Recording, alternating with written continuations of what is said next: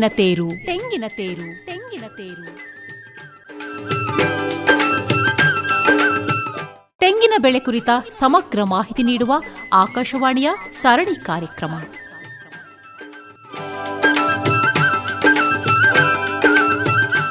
ಇದು ಹಾಸನ ಆಕಾಶವಾಣಿ ಹಾಗೂ ತೋಟಗಾರಿಕೆ ಇಲಾಖೆಯ ತೆಂಗು ಸಂರಕ್ಷಣಾ ಬಾನುಲಿ ಅಭಿಯಾನ.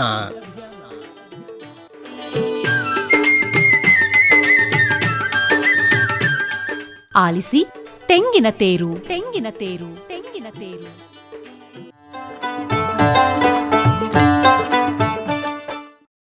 ನಮ್ಮೆಲ್ಲ ಪ್ರೀತಿಯ ರೈತ ಬಾಂಧವರಿಗೆ ನಮಸ್ಕಾರ. ಇಂದಿನ ತೆಂಗಿನ ತೇರು ಈ ಬಾನುಲಿ ಸರಣಿ ಕಾರ್ಯಕ್ರಮಕ್ಕೆ ಪ್ರೀತಿಯ ಸ್ವಾಗತ. ರೈತ ಬಾಂಧವರೇ, ಈಗಾಗಲೇ ಸಾಕಷ್ಟು ಕಾರ್ಯಕ್ರಮಗಳು ತೆಂಗಿಗೆ ಪೂರಕವಾಗಿ ಈ ಒಂದು ಸರಣಿಯಲ್ಲಿ ಪ್ರಸಾರ ಆಗಿದೆ. ತಾವು ಕೂಡ ಈ ಕಾರ್ಯಕ್ರಮವನ್ನು ಆಲಿಸಿ ಅದರ ಉಪಯೋಗವನ್ನು ಮಾಡ್ಕೊಳ್ತಾ ಬಂದಿದ್ದೀರಿ. ನಾವು ಯಾವುದೇ ಒಂದು ಬೆಳೆಯನ್ನು ಬೆಳಿತೀವಿ, ಆದರೆ ಕೆಲವೊಂದು ಸಂದರ್ಭದಲ್ಲಿ ಅವುಗಳನ್ನು ಸೂಕ್ತವಾದಂತಹ ನಿರ್ವಹಣೆಯನ್ನು ಮಾಡ್ದೇನೋ ಅಥವಾ ಯಾವುದೋ ಒಂದು ರೋಗ ಬಂದಿದೆ ನಮಗೆ ಗೊತ್ತಿಲ್ಲ, ಯಾವುದೋ ಒಂದು ಕೀಟ ಬಂದಿದೆ ಗೊತ್ತಿಲ್ಲ, ನಾನು ಸರಿಯಾಗಿ ಪೋಷಕಾಂಶಗಳನ್ನ ಕೊಡಲಿಲ್ಲ, ಗೊಬ್ಬರವನ್ನು ನಿರ್ವಹಣೆ ಮಾಡಲಿಲ್ಲ ಅನ್ನೋದ್ರಲ್ಲಿ ಸ್ವಲ್ಪ ನಮ್ಮಲ್ಲಿ ಗೊಂದಲ ಇರುತ್ತೆ. ಇನ್ನು ಕೆಲವು ಸಂದರ್ಭದಲ್ಲಿ ಉತ್ತಮವಾದಂತಹ ತೋಟ ಇರುತ್ತೆ, ತೆಂಗಿನ ಮರಗಳು ಕೂಡ ಚೆನ್ನಾಗಿರುತ್ತೆ, ಆದರೆ ಇಳುವರಿ ಕಡಿಮೆ ಆಗಿಬಿಡುತ್ತೆ. ಅದಕ್ಕೆ ಯಾವ ರೀತಿಯ ರೋಗ ಬಂದಿರುತ್ತೆ ಅನ್ನೋದು ಗೊತ್ತಾಗೋದಿಲ್ಲ. ಹಾಗಾಗಿ ಇಂದಿನ ಈ ಕಾರ್ಯಕ್ರಮದಲ್ಲಿ ತೆಂಗಿನ ಬೆಳೆಯಲ್ಲಿ ಕಂಡುಬರುವ ಪ್ರಮುಖ ರೋಗಗಳು ಯಾವುವು, ಹಾಗೆಯೇ ಅವುಗಳನ್ನು ನಾವು ಯಾವ ರೀತಿ ನಿಯಂತ್ರಣ ಮಾಡಬಹುದು ಅನ್ನೋ ವಿಚಾರ ಕುರಿತಂತೆ ಹೆಚ್ಚಿನ ಮಾಹಿತಿಯನ್ನು ಮಾಡಿಕೊಡಲು ನಮ್ಮೊಂದಿಗೆ ನಮ್ಮ ಸ್ಟುಡಿಯೋದಲ್ಲಿದ್ದಾರೆ ಅರಸೀಕೆರೆಯ ತೋಟಗಾರಿಕಾ ಸಂಶೋಧನೆ ಹಾಗೂ ವಿಸ್ತರಣಾ ಕೇಂದ್ರದ ಸಸ್ಯ ರೋಗಶಾಸ್ತ್ರ ವಿಭಾಗದ ಸಹಾಯಕ ಪ್ರಾಧ್ಯಾಪಕರಾದ ಡಾಕ್ಟರ್ ಜಿ.ಕೆ. ಸುದರ್ಶನ್ ಅವರು. ಸರ್ ನಮಸ್ಕಾರ, ಕಾರ್ಯಕ್ರಮಕ್ಕೆ ಸ್ವಾಗತ. ನಮಸ್ಕಾರ ಸರ್. ನಮ್ಮ ರೈತ ಬಾಂಧವರಿಗೆ ಕೆಲವೊಂದು ಸಂದರ್ಭದಲ್ಲಿ ಗೊತ್ತಾಗೋದಿಲ್ಲ, ಮರ ಚೆನ್ನಾಗಿರುತ್ತೆ ಆದರೆ ಇಳುವರಿ ಬರ್ತಾ ಇರೋದಿಲ್ಲ, ಆದರೆ ತೋಟ ಚೆನ್ನಾಗಿರುತ್ತೆ ಎಳ್ನೀರು ಇರೋದಿಲ್ಲ ಅಥವಾ ಕಾಯೇ ಇರೋದಿಲ್ಲ, ಹೀಗೆ ಸಾಕಷ್ಟು ಗೊಂದಲ ಮತ್ತು ಸಮಸ್ಯೆಗಳನ್ನ ಎದುರಿಸ್ತಾ ಇರ್ತಾರೆ. ಹಾಗಾಗಿ ಈ ಒಂದು ತೆಂಗಿನ ಬೆಳೆಯಲ್ಲಿ ನಾವು ಇಂದು ಹೆಚ್ಚಿಗೆ ಚರ್ಚೆ ಮಾಡಬೇಕಾದಂತಹ ವಿಚಾರ ಏನು ಅಂತಂದರೆ, ಯಾವೆಲ್ಲ ರೋಗಗಳು ಹೆಚ್ಚಿಗೆ ಕಂಡುಬರುತ್ತೆ, ಅದನ್ನು ಯಾವ ರೀತಿ ನಿಯಂತ್ರಣ ಮಾಡಬೇಕು ಅಂತಂಥೇಳಿ ತಾವು ಆರಂಭದಲ್ಲಿ ತಿಳಿಸ್ಕೊಡಿ. ತೆಂಗಿನ ಬೆಳೆಯಲ್ಲಿ ಬರ್ತಕ್ಕಂತಹ ರೋಗಗಳು ನಮ್ಮ ಪ್ರದೇಶದಲ್ಲಿ, ಅಂದರೆ ತೆಂಗನ್ನು ಯಾವೆಲ್ಲ ಪ್ರದೇಶದಲ್ಲಿ ಸಾಗುವಳಿ ಮಾಡ್ತೇವೋ ಇಂತಹ ಪ್ರದೇಶದಲ್ಲಿ ಹೆಚ್ಚು ಹಾನಿಯನ್ನು ಉಂಟು ಮಾಡ್ತಕ್ಕಂತಹ ರೋಗಗಳು ಯಾವ್ಯಾವುದು ಅಂತಂಥೇಳಿ.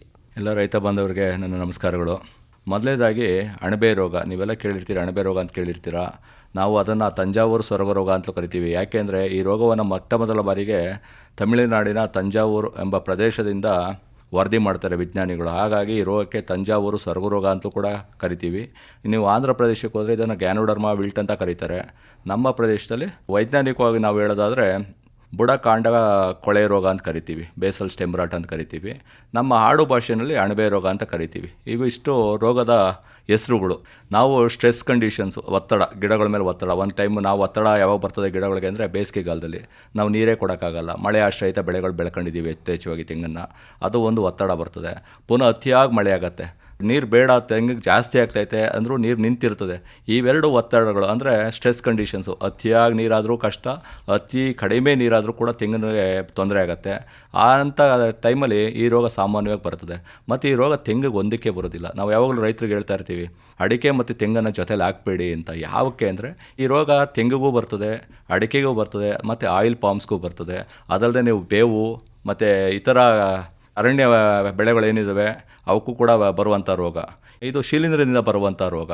ಮತ್ತು ಇದು ಹೇಗೆ ಹರಡ್ತದೆ ಅನ್ನೋದು ಬಹಳ ಮುಖ್ಯ. ನಾವು ರೋಗದ ಲಕ್ಷಣಗಳ ತಿಳ್ಕೊಳ್ಳೋಕ್ಕಿಂತ ಮೊದಲು ಈಗ ಹರಡೋ ವಿಷಯ ತಿಳ್ಕೊಳ್ಳೋಣ. ಯಾಕೆಂದರೆ ಚೆನ್ನಾಗಿರೋ ಗಿಡಕ್ಕೆ ರೋಗ ಹೇಗೆ ಹರಡ್ತದೆ ಅಂದರೆ ಬೇರಿನ ಮುಖಾಂತರ ಹರಡ್ತದೆ. ಫಸ್ಟು ಬೇರ್ಗೆ ರೋಗ ಬರ್ತದೆ, ಬೇರಿನಿಂದ ಮಣ್ಣಿನ ಮುಖಾಂತರ ಹರಡ್ತಾ ಹೋಗುತ್ತೆ. ಮಣ್ಣು ಮತ್ತು ನೀರು ಮತ್ತು ರೋಗ ಬಂದಿರೋಂಥ ಬೇರನ್ನು ಇನ್ನೊಂದು ಆರೋಗ್ಯವಾಗಿರೋಂಥ ಗಿಡದ ಬೇರದ ಸಂಪರ್ಕಕ್ಕೆ ಬಂದರೆ ಆವಾಗ ನಮಗೆ ಈ ರೋಗ ಹರಡುತ್ತೆ. ಆದ್ದರಿಂದ ಫಸ್ಟ್ ಈ ರೋಗದ ಲಕ್ಷಣಗಳ ಬಗ್ಗೆ ನಾವು ತಿಳ್ಕೊಳ್ತಾ ಹೋದರೆ, ಫಸ್ಟು ರೋಗ ಪ್ರಾರಂಭ ಆಗೋದೇ ಬೇರಿನಿಂದ. ಒಂದು ಆರೋಗ್ಯವಾಗಿರೋ ಬೇರಿಗೆ ರೋಗದ ಕಣಗಳು ಬಂದು ಬೇರಿನ ಸಂಪರ್ಕಕ್ಕೆ ಬಂದಾಗ ಏನಾಗುತ್ತೆ, ರೋಗ ಬೆಳವಣಿಗೆ ಆಗ್ತಾ ಹೋಗುತ್ತೆ ತೆಂಗಿನ ಮರದಲ್ಲಿ. ಮತ್ತು ರೋಗ ಬಂದಿರೋಂಥ ಬೇರುಗಳೆಲ್ಲ ಏನಾಗ್ತಾ ಬರ್ತವೆ, ಕಪ್ಪಾಗ್ತಾ ಬರ್ತವೆ ಮತ್ತು ಕೊಳಿಲಿಕ್ಕೆ ಪ್ರಾರಂಭ ಆಗುತ್ತೆ. ಈ ಲಕ್ಷಣ ನಮಗೆ ಕಾಣಿಸೋದೇ ಇಲ್ಲ. ಮೊದಲು ರೈತರುಗಳಿಗೆ ಯಾರಿಗೂ ಗೊತ್ತೇ ಆಗೋದಿಲ್ಲ ಏನಾಗ್ತಾ ಇದೆ ಒಳಗಡೆ ಅಂತ. ಈ ಕ್ಯಾನ್ಸರ್ ಥರ ಫಸ್ಟು ಬೇರುಗಳೆಲ್ಲ ಕೊಳಿತಾ ಬರ್ತವೆ, ಕಪ್ಪಾಗ್ತಾ ಬರ್ತವೆ. ನೆಕ್ಸ್ಟ್ ಎರಡನೇ ಹಂತದಲ್ಲಿ ನಮ್ಗೆ ಸ್ವಲ್ಪ ಲಕ್ಷಣ ಕಾಣಿಸುತ್ತೆ. ಯಾಕೆ ಅಂದರೆ ತೆಂಗಿನ ಬುಡ ಏನಿದೆ ಅದಕ್ಕೆ ಬೌಲ್ ಅಂತ ಕರಿತೀವಿ ನಾವು. ತೆಂಗಿನ ಬುಡದಲ್ಲಿ ನಿಮಗೆ ರಸಸೋರ ಮಚ್ಚೆಗಳು ಕಾಣಿಸ್ಕೊಳ್ತವೆ. ಕೆಂಪು ದ್ರವ ಸೋರ್ಲಿಕ್ಕೆ ಪ್ರಾರಂಭ ಆಗುತ್ತೆ. ಆ ಮಚ್ಚೆಗಳು ಮೊದಲ ಲಕ್ಷಣಗಳು ಕಾಣಿಸ್ಕೊಳ್ಳುವಂಥದ್ದು. ಮತ್ತೆ ಎರಡನೇ ಲಕ್ಷಣಗಳು ನಮ್ಮ ರೈತರುಗಳು ಕಾಣಿಸ್ಕೊಳ್ಳೋದು, ಮೇಲ್ಗಡೆ ಗರಿಗಳೆಲ್ಲ ಜೋತ್ ಬೀಳ್ಲಿಕ್ಕೆ ಪ್ರಾರಂಭ ಆಗ್ತವೆ. ಆ ಬುಡಕ್ಕೆ ಕಾಂಡ ಸೋರ ರೋಗ ಲಕ್ಷಣಗಳು ಬರ್ತಾವಲ್ಲ, ಆ ಲಕ್ಷಣ ಬರೋದಕ್ಕೆ ಆಲ್ರೆಡಿ ನಮ್ಗೆ ಏನಾಗುತ್ತೆ, ತೆಂಗಿನ ಮರಗಳಲ್ಲಿ ಇರುವಂತಹ ಬೇರುಗಳು ಕಾಂಡ ಭಾಗಗಳೆಲ್ಲ ಒಳಗಡೆ ಕೊಳ್ತೋಗಿರ್ತದೆ, ಹೊರಗಡೆ ಕಾಣೋದೇ ಇಲ್ಲ. ಯಾಕಂದ್ರೆ ನಮ್ ಕ್ಯಾನ್ಸರ್ ತರ, ನಮ್ ಕ್ಯಾನ್ಸರ್ ಬಂದಿದೆ ಅಂತ ಗೊತ್ತಾಗದೆ ಯಾವಾಗಾದ್ರೆ ಅಡ್ವಾನ್ಸ್ ಸ್ಟೇಜ್ ಹೋದಾಗಲೇ ಗೊತ್ತಾಗುತ್ತೆ. ಇಲ್ಲೂ ಕೂಡ ಅಷ್ಟೇ, ನಮ್ಗೆ ರೋಗ ಎಲ್ಲ ಬೇರುಗಳೆಲ್ಲ ಕೊಳಿತಾ ಇರ್ತವೆ, ಕಪ್ಪಾಗಿರ್ತವೆ, ಮತ್ತೆ ಆಹಾರ ಮತ್ತೆ ಪೋಷಕಾಂಶಗಳು ನೀರು ತಗೊಳ್ಳಿಕ್ಕೆ ಆಗೋದೇ ಇಲ್ಲ, ಶಕ್ತಿನೇ ಇರೋದಿಲ್ಲ. ಅದಕ್ಕೆ ಬೇಕಾಗಿರುವಂತ ಬೇರುಗಳು ಕೂಡ ಗಿಡಗಳಲ್ಲಿ ಇರೋದಿಲ್ಲ. ಅಂತ ಹಂತದಲ್ಲಿ ರೋಗ ಮೇಲ್ಮುಖವಾಗಿ ಸ್ಪ್ರೆಡ್ ಆಗ್ತಾ ಹೋಗುತ್ತೆ, ಹರಡ್ಕತ್ತಾ ಹೋಗ್ತಾ ಇರ್ತದೆ. ಮೊದಲು ಬುಡಕ್ಕೆ ಬರ್ತದೆ, ಬುಡಕ್ ಬಂದಾಗ ಏನಾಗುತ್ತೆ, ನಿಮ್ಗೆ ರಸ ಸೋರ್ತಾ ಇರೋದು ಕಾಣಿಸುತ್ತೆ. ಇಲ್ಲಿ ರಸ ಸೋರ್ತಾ ಇರೋದು ನಿಮ್ಗೆ ಎರಡು ತರ ರಸ ಸೋರುತ್ತೆ. ಒಂದು ಕಾಂಡ ಸೊರ ರೋಗದಲ್ಲೂ ರಸ ಸೋರುತ್ತೆ, ಮತ್ತೆ ಅಣಬೆ ರೋಗದಲ್ಲೂ ರಸ ಸೋರ್ತದೆ. ಕಾಂಡ ಸೊರ ರೋಗದಲ್ಲಿ ಏನಾಗುತ್ತೆ, ನೀವು ಮೇಲ್ಮುಖವಾಗಿ ಮೇಲ್ಗಡೆ ತುದಿವರೆಗೂ ಕಾಂಡ ಸೋರ್ತಾ ಕಾಣುತ್ತೆ. ಆದ್ರೆ ಇಲ್ಲಿ ಅಣಬೆ ರೋಗದಲ್ಲಿ ಏನು ಅಂದ್ರೆ ನಿಮ್ಗೆ 1.5 ಅಡಿಯಿಂದ 10 ಅಡಿ ಮ್ಯಾಕ್ಸಿಮಮ್ ಅಷ್ಟೇ ಎತ್ತರದವರೆಗೆ ಅಷ್ಟೇ ರಸ ಸೋಲಿಕ್ಕೆ ಪ್ರಾರಂಭ ಆಗುತ್ತೆ. ಅದಕ್ಕಿಂತ ಮೇಲ್ಗಡೆ ಹೋಗಲ್ಲ. ಇಲ್ಲಿ ಬಹಳ ಮುಖ್ಯವಾದ ಲಕ್ಷಣಗಳು ಅಂದ್ರೆ ನಿಮ್ಗೆ ಅವಾಗಲೇ ಹೇಳಿದೆ, ಗರಿಗಳು ಜೋತ್ ಬಿದ್ದಿರ್ತವೆ, ಎಲ್ಲ ಜೋತ್ ಬಿದ್ದಿರ್ತಾವ ಅಷ್ಟೇ, ಒಂದು ಬೀಳಲ್ಲ, ಎಲ್ಲ ನೇತಾಡ್ತಾ ಇರ್ತಾವೆ ಮರಗಳಲ್ಲಿ, ಹಂಗೆ ತಿಂಗಳುಗಟ್ಲೆ ಹಾಗೆ ನೇತಾಡ್ತಾ ಇರ್ತವೆ. ಮತ್ತೆ ಹಂತವಾಗಿ ಏನಾಗುತ್ತೆ, ನಮ್ಗೆ ಒಳಗಡೆ ಬೇರುಗಳೆಲ್ಲ ಕೊಳಿಲಿಕ್ಕೆ ಪ್ರಾರಂಭ ಆಗ್ತವೆ, ಅಂಗಾಂಶಗಳು ಕೊಳಿಲಿಕ್ಕೆ ಪ್ರಾರಂಭ ಆಗ್ತವೆ. ಈ ಹಂತದಲ್ಲಿ ಏನಾಗ್ತಾ ಹೋಗುತ್ತೆ, ನಿಮ್ಗೆ ಕಾಯಿಗಳು ಬೆಳಿಲಿಕ್ಕೆ ಪ್ರಾರಂಭ ಆಗ್ತವೆ, ಒಂದೊಂದೇ ಕಾಯಿಗಳು ಬಿದ್ದೋಯ್ತಾ ಇರ್ತವೆ, ಇಳುವರಿ ಕುಂಠಿತ ಆಗ್ತಾ ಬರ್ತದೆ, ಮತ್ತೆ ಗರಿಗಳ ಗಾತ್ರ ಕಡಿಮೆ ಆಗ್ತಾ ಬರ್ತದೆ. ಯಾಕಂದ್ರೆ ಬೆಳವಣಿಗೆಗೆ ಬೇಕಾಗಿರುವಂತಹ ಆಹಾರ ಮತ್ತೆ ನೀರು ಸಮರ್ಪಕವಾಗಿ ಗಿಡಗಳಿಗೆ ತಲುಪಲ್ಲ. ಅವಾಗ ಏನಾಗುತ್ತೆ, ಅದ್ರ ಬೆಳವಣಿಗೆ ಕುಂಠಿತ ಆಗ್ತಾ ಬರ್ತದೆ. ಆ ಕುಂಠಿತ ಆಗ್ತಾ ಇರೋ ಲಕ್ಷಣಗಳೇನಂದ್ರೆ ಇವೆಲ್ಲ ಕಾಯಿಗಳು ಉದುರೋಗೋದು, ಮತ್ತೆ ಎಲೆಗಳು ಚಿಕ್ಕದಾಗ್ತಾ ಬರೋದು, ಪುನಃ ಎಳೆ ಗರಿಗಳೆಲ್ಲ ಕೆಳಭಾಗದ ಉದುರ್ಲಿಕ್ಕೆ ಪ್ರಾರಂಭ ಆಗ್ತವೆ. ಮತ್ತೆ ಕೆಲವು ಟೈಮು ಇವ್ಯಾವ ಲಕ್ಷಣಗಳೇ ಇರೋದಿಲ್ಲ, ನಿಮಗೆ ಈ ಲಕ್ಷಣಗಳು ಕಾಣಿಸೋದೇ ಇಲ್ಲ, ರಸ ಸೋರ್ತಾ ಇರಲ್ಲ, ಏನಿಲ್ಲ. ಆದ್ರೂ ಕೆಲವು ಟೈಮು ಗರಿಗಳು ತಾಳಭಾಗ ಇರ್ತದಲ್ಲ ತೊಟ್ಟು, ಅಲ್ಲಿ ಮುರಿದೋಗ್ತಾ ಇರ್ತವೆ ಗರಿಗಳು, ಎಷ್ಟು ಟೈಮ್ ಮುರಿದೋಗ್ತಾ ಇರ್ತವೆ. ಇವೆಲ್ಲ ಏನಂದ್ರೆ ಒಳಗಡೆ ಇನ್ಫೆಕ್ಷನ್ ಸ್ಟಾರ್ಟ್ ಆಗಿದೆ ಅನ್ನೋ ಒಂದು ಲಕ್ಷಣ ಅಷ್ಟೇ. ಮತ್ತೆ ಇನ್ನೂ ಒಂದು, ಈ ರೋಗ ಉಲ್ಬಣ ಆದಂಗೆ ಒಳಗಡೆ ಅಂಗಾಂಶ ಭಾಗ ಎಲ್ಲ ಕೊಳಿತಾ ಇರೋದ್ರಿಂದ ಏನಾಗುತ್ತೆ, ಮೇಲ್ಗಡೆ ತೊಗಟೆ ಭಾಗ ಏನಿರ್ತದೆ ಅದು ಬಿಚ್ಕತಾ ಬರ್ತದೆ, ಸ್ಕೇಲಿಂಗ್ ಆಫ್ ಬಾರ್ಕ್ ಅಂತ ಹೇಳ್ತೀವಿ, ಅದು ಬಿಚ್ಕತಾ ಇರ್ತದೆ, ಮೇಲ್ಗಡೆ ತೊಗಟೆಗಳೆಲ್ಲ ಬಿಚ್ಕತಾ ಬರ್ತದೆ. ಮತ್ತೆ ನಿಧಾನವಾಗಿ ಗಿಡ ಸಾಯ್ಲಿಕ್ಕೆ ಪ್ರಾರಂಭ ಆಗುತ್ತೆ. ನಿಮ್ಗೆ ರೋಗ ಬಂದಿರೋದು ಗಿಡವನ್ನ ನೀವು ಕಟ್ ಮಾಡಿ ನೋಡಿದ್ರೆ ಒಳಗಡೆ ಎಲ್ಲ ಕಂದು ಬಣ್ಣಕ್ಕಾಗಿರೋದು ಗೊತ್ತಾಗುತ್ತೆ, ಕೊಳ್ತಾ ಇರುವಂತೆ. ನಿಧಾನ ಗ್ರಾಜುವಲ್ ಆಗಿ ಸಾಯುತ್ತೆ. ಸರಾಸರಿ ಸರ್, ಒಂದ್ಸತಿ ಈಗ ರೋಗ ಬಂದೈತೆ, ಇವತ್ತು ನನಗೆ ರೋಗ ಬಂತು ಅಂದ್ರೆ ಅದು ಸಾಯ್ಲಿಕ್ಕೆ ಬೇಕಾಗಿರುವಂತ ಸಮಯ 6 ತಿಂಗಳಿಂದ 4.5 ವರ್ಷ. 6 ತಿಂಗಳಿಗೆ ಪ್ರಾರಂಭ ಆದ್ರೆ 4.5 ವರ್ಷದವರೆಗೂ ನಿಧಾನವಾಗಿ ಸಾಯುತ್ತೆ. ಬೇಗ ಸತ್ತೋಗುವಂತ ಕಾಯಿಲೆ ಅಲ್ಲ. ನೀವು ಅವರೇಜ್ ತಗೋತಂದ್ರೆ 2 ವರ್ಷದಲ್ಲಿ ಸತ್ತೋಗ್ತಾವೆ ಸರ್ ಗಿಡಗಳು. ಸರಾಸರಿ ಸಮಯ ಒಂದ್ ಗಿಡ ಈ ರೋಗದಿಂದ ಸಾಯಲಿಕ್ಕೆ ಬೇಕಾಗಿರುವಂತ ಸಮಯ 2 ವರ್ಷ ತಗೊಳುತ್ತೆ. ನಿಮ್ಗೆ ಅದಕ್ಕೆ ಏನು ಅಂದ್ರೆ ನಿಧಾನಕ್ಕೆ ಸಾಯುತ್ತೆ, ಸಡನ್ ಆಗಿ ಏನು ಸಾಯುವಂತ ರೋಗ ಅಲ್ಲ ಇದು. ನಿಧಾನವಾಗಿ ಇಳುವರಿ ಕಡಿಮೆ ಆಗ್ತಾ ಬರ್ತದೆ, ಗರಿಗಳೆಲ್ಲ ಜೋತ್ ಬೀಳ್ತಾ ಇರ್ತವೆ, ಗಿಡಗಳಿಂದ ಗರಿಗಳು ಬೀಳ್ತಾ ಹೋಗ್ತವೆ. ಇವೆಲ್ಲದರಿಂದ ಕಾರಣದಿಂದ ಏನಾಗ್ತವೆ, ನಿಮ್ಗೆ ಗಿಡ ಸತ್ತೋಗುತ್ತೆ. ಸತ್ತೋಗಿರೋ ಗಿಡಗಳಲ್ಲಿ ಬಹಳ ಮುಖ್ಯವಾದ ಲಕ್ಷಣ ಅಂದ್ರೆ, ನೀವು ಒಂದ್ ಸ್ವಲ್ಪ ಅದಕ್ಕೆ ಏನಾದ್ರು ನೀರು ಅವು ಏನಾದ್ರು ಕೊಡ್ತು ಅಂದ್ರೆ ಕಾಂಡಗಳ ಮೇಲೆಲ್ಲ ಬಟ್ಟಲಿನ ಆಕಾರದ ಅಣಬೆಗಳು ಕಾಣಿಸ್ಕೊಳ್ತವೆ. ನಿಮ್ಗೆ ಅಣಬೆಗಳು ಬಂದಿದಾವೆ ಅಂದ್ರೆ ಅಲ್ಲಿಗೆ ಅದು ಮುಗಿದೋಯ್ತು, ಮರದ್ದು ಸತ್ತೋಗುತ್ತೆ. ಅಣಬೆ ಬರೋದು ಯಾವಾಗ ಅಂದ್ರೆ ಸತ್ತೋದ್ಮೇಲೆ ಅದು ಅಣಬೆಗಳು ಬಂದಿದಾವೆ ಅಂದ್ರೆ ನಿಮ್ ಗಿಡನ ಏನೇ ಕಾರಣಕ್ಕೂ ನೀವು ಉಳಿಸ್ಕೊಳ್ಳಿಕ್ಕೆ ಸಾಧ್ಯ ಇಲ್ಲ ಅಂತ. ಇದು ಸಾಮಾನ್ಯವಾಗಿ ಬರುವಂತ ರೋಗದ ಲಕ್ಷಣಗಳು. ಮತ್ತೆ ಇನ್ನು ಬಂತು ಅಂದ್ರೆ ನಾವು ನಿರ್ವಹಣಾ ಕ್ರಮಗಳಿಗೆ ಹೋಗೋಣ. ಇಲ್ಲಿ ಏನು ಅಂದ್ರೆ ಸಾಮಾನ್ಯವಾಗಿ ನಮ್ಮ ಜನಗಳು, ರೈತರುಗಳು ಕೇಳ್ತಾ ಇರ್ತಾರೆ ಯಾವಾಗಲೂ, ಏನ್ ಸರ್ ನಮ್ಮ ಮರಗಳೆಲ್ಲ ಚೆನ್ನಾಗೇ ಇತ್ತು, ಇದ್ದಕ್ಕಿದ್ದಂಗೆ ಸತ್ತೋಗಿದೆ, ಇದ್ದಕ್ಕಿದ್ದಂಗೆ ಯಾವುದು ಸಹಾಯ ಇಲ್ಲ, ನಮ್ಮ ನಿರ್ವಹಣೆಗಳು ಸರಿ ಇಲ್ಲ ಅಂದಾಗ ಗಿಡಗಳಲ್ಲಿ ಪ್ರಾಬ್ಲಮ್ ಆಗುತ್ತೆ. ನಾನು ಆವಾಗಲೇ ಹೇಳಿದೆ, ಕೆಲವು ಪೂರಕ ವಾತಾವರಣಗಳು, ನಿಮ್ಗೆ ಸ್ಟ್ರೆಸ್ ಕಂಡೀಷನ್ ಜಾಸ್ತಿ ಆದ್ರೂ ರೋಗ ಜಾಸ್ತಿ ಆಗುತ್ತೆ ಅಂತ. ಅದಲ್ದೇನೆ ಇನ್ನು ಇತರ ಪೂರಕ ವಾತಾವರಣಗಳ ವಿಷಯಕ್ಕೆ ಬಂತು ಅಂದ್ರೆ ಮರಳು ಮಿಶ್ರಿತ ಮಣ್ಣು, ನಮ್ಗೆ ಎಲ್ಲಿ ಸ್ಯಾಂಡಿ ಸಾಯಿಲ್ಸ್ ಇರ್ತವೆ ಅಲ್ಲಿ, ಮತ್ತೆ ಮಳೆಯಾಶ್ರಯಿತ ಬೆಳೆ, ಎಲ್ಲಿ ನಾವು ಓನ್ಲಿ ರೈನ್ ಫೆಲ್ಟ್ ಇರಿಗೇಷನ್ ಕೊಡ್ಲಿಕ್ಕೆ ಪ್ರಾವಿಷನ್ ಇರಲ್ಲ ಸಮ್ಮರ್ ಅಲ್ಲಿ, ಯಾಕಂದ್ರೆ ಬೇಸಿಗೆನಲ್ಲಿ ಅವಕ್ಕೆ ನೀರಿನ ಅವಶ್ಯಕತೆ ಇದ್ದೇ ಇರುತ್ತೆ. ಒಂದು ತೆಂಗಿನ ಗಿಡಕ್ಕೆ ಸರಾಸರಿ 45 ಲೀಟರ್ ದಿನಕ್ಕೆ ನೀರು ಕೊಡ್ಬೇಕಂತೆ ಸರ್, ವೈಜ್ಞಾನಿಕ ಪ್ರತಿ ಸೀಸನ್ ಅಲ್ಲೂ ಒಂದ್ ಗಿಡಕ್ಕೆ ನೀವು ದಿನ 45 ಲೀಟರ್ ನೀರು ಕೊಟ್ರೆ ಮಾತ್ರ ತೆಂಗಿನ ಮರ ಚೆನ್ನಾಗ್ ಬರ್ತದೆ, ತೆಂಗಿನ ಬೆಳೆ, ಇಲ್ಲ ಅಂದ್ರೆ ಬರಲ್ಲ.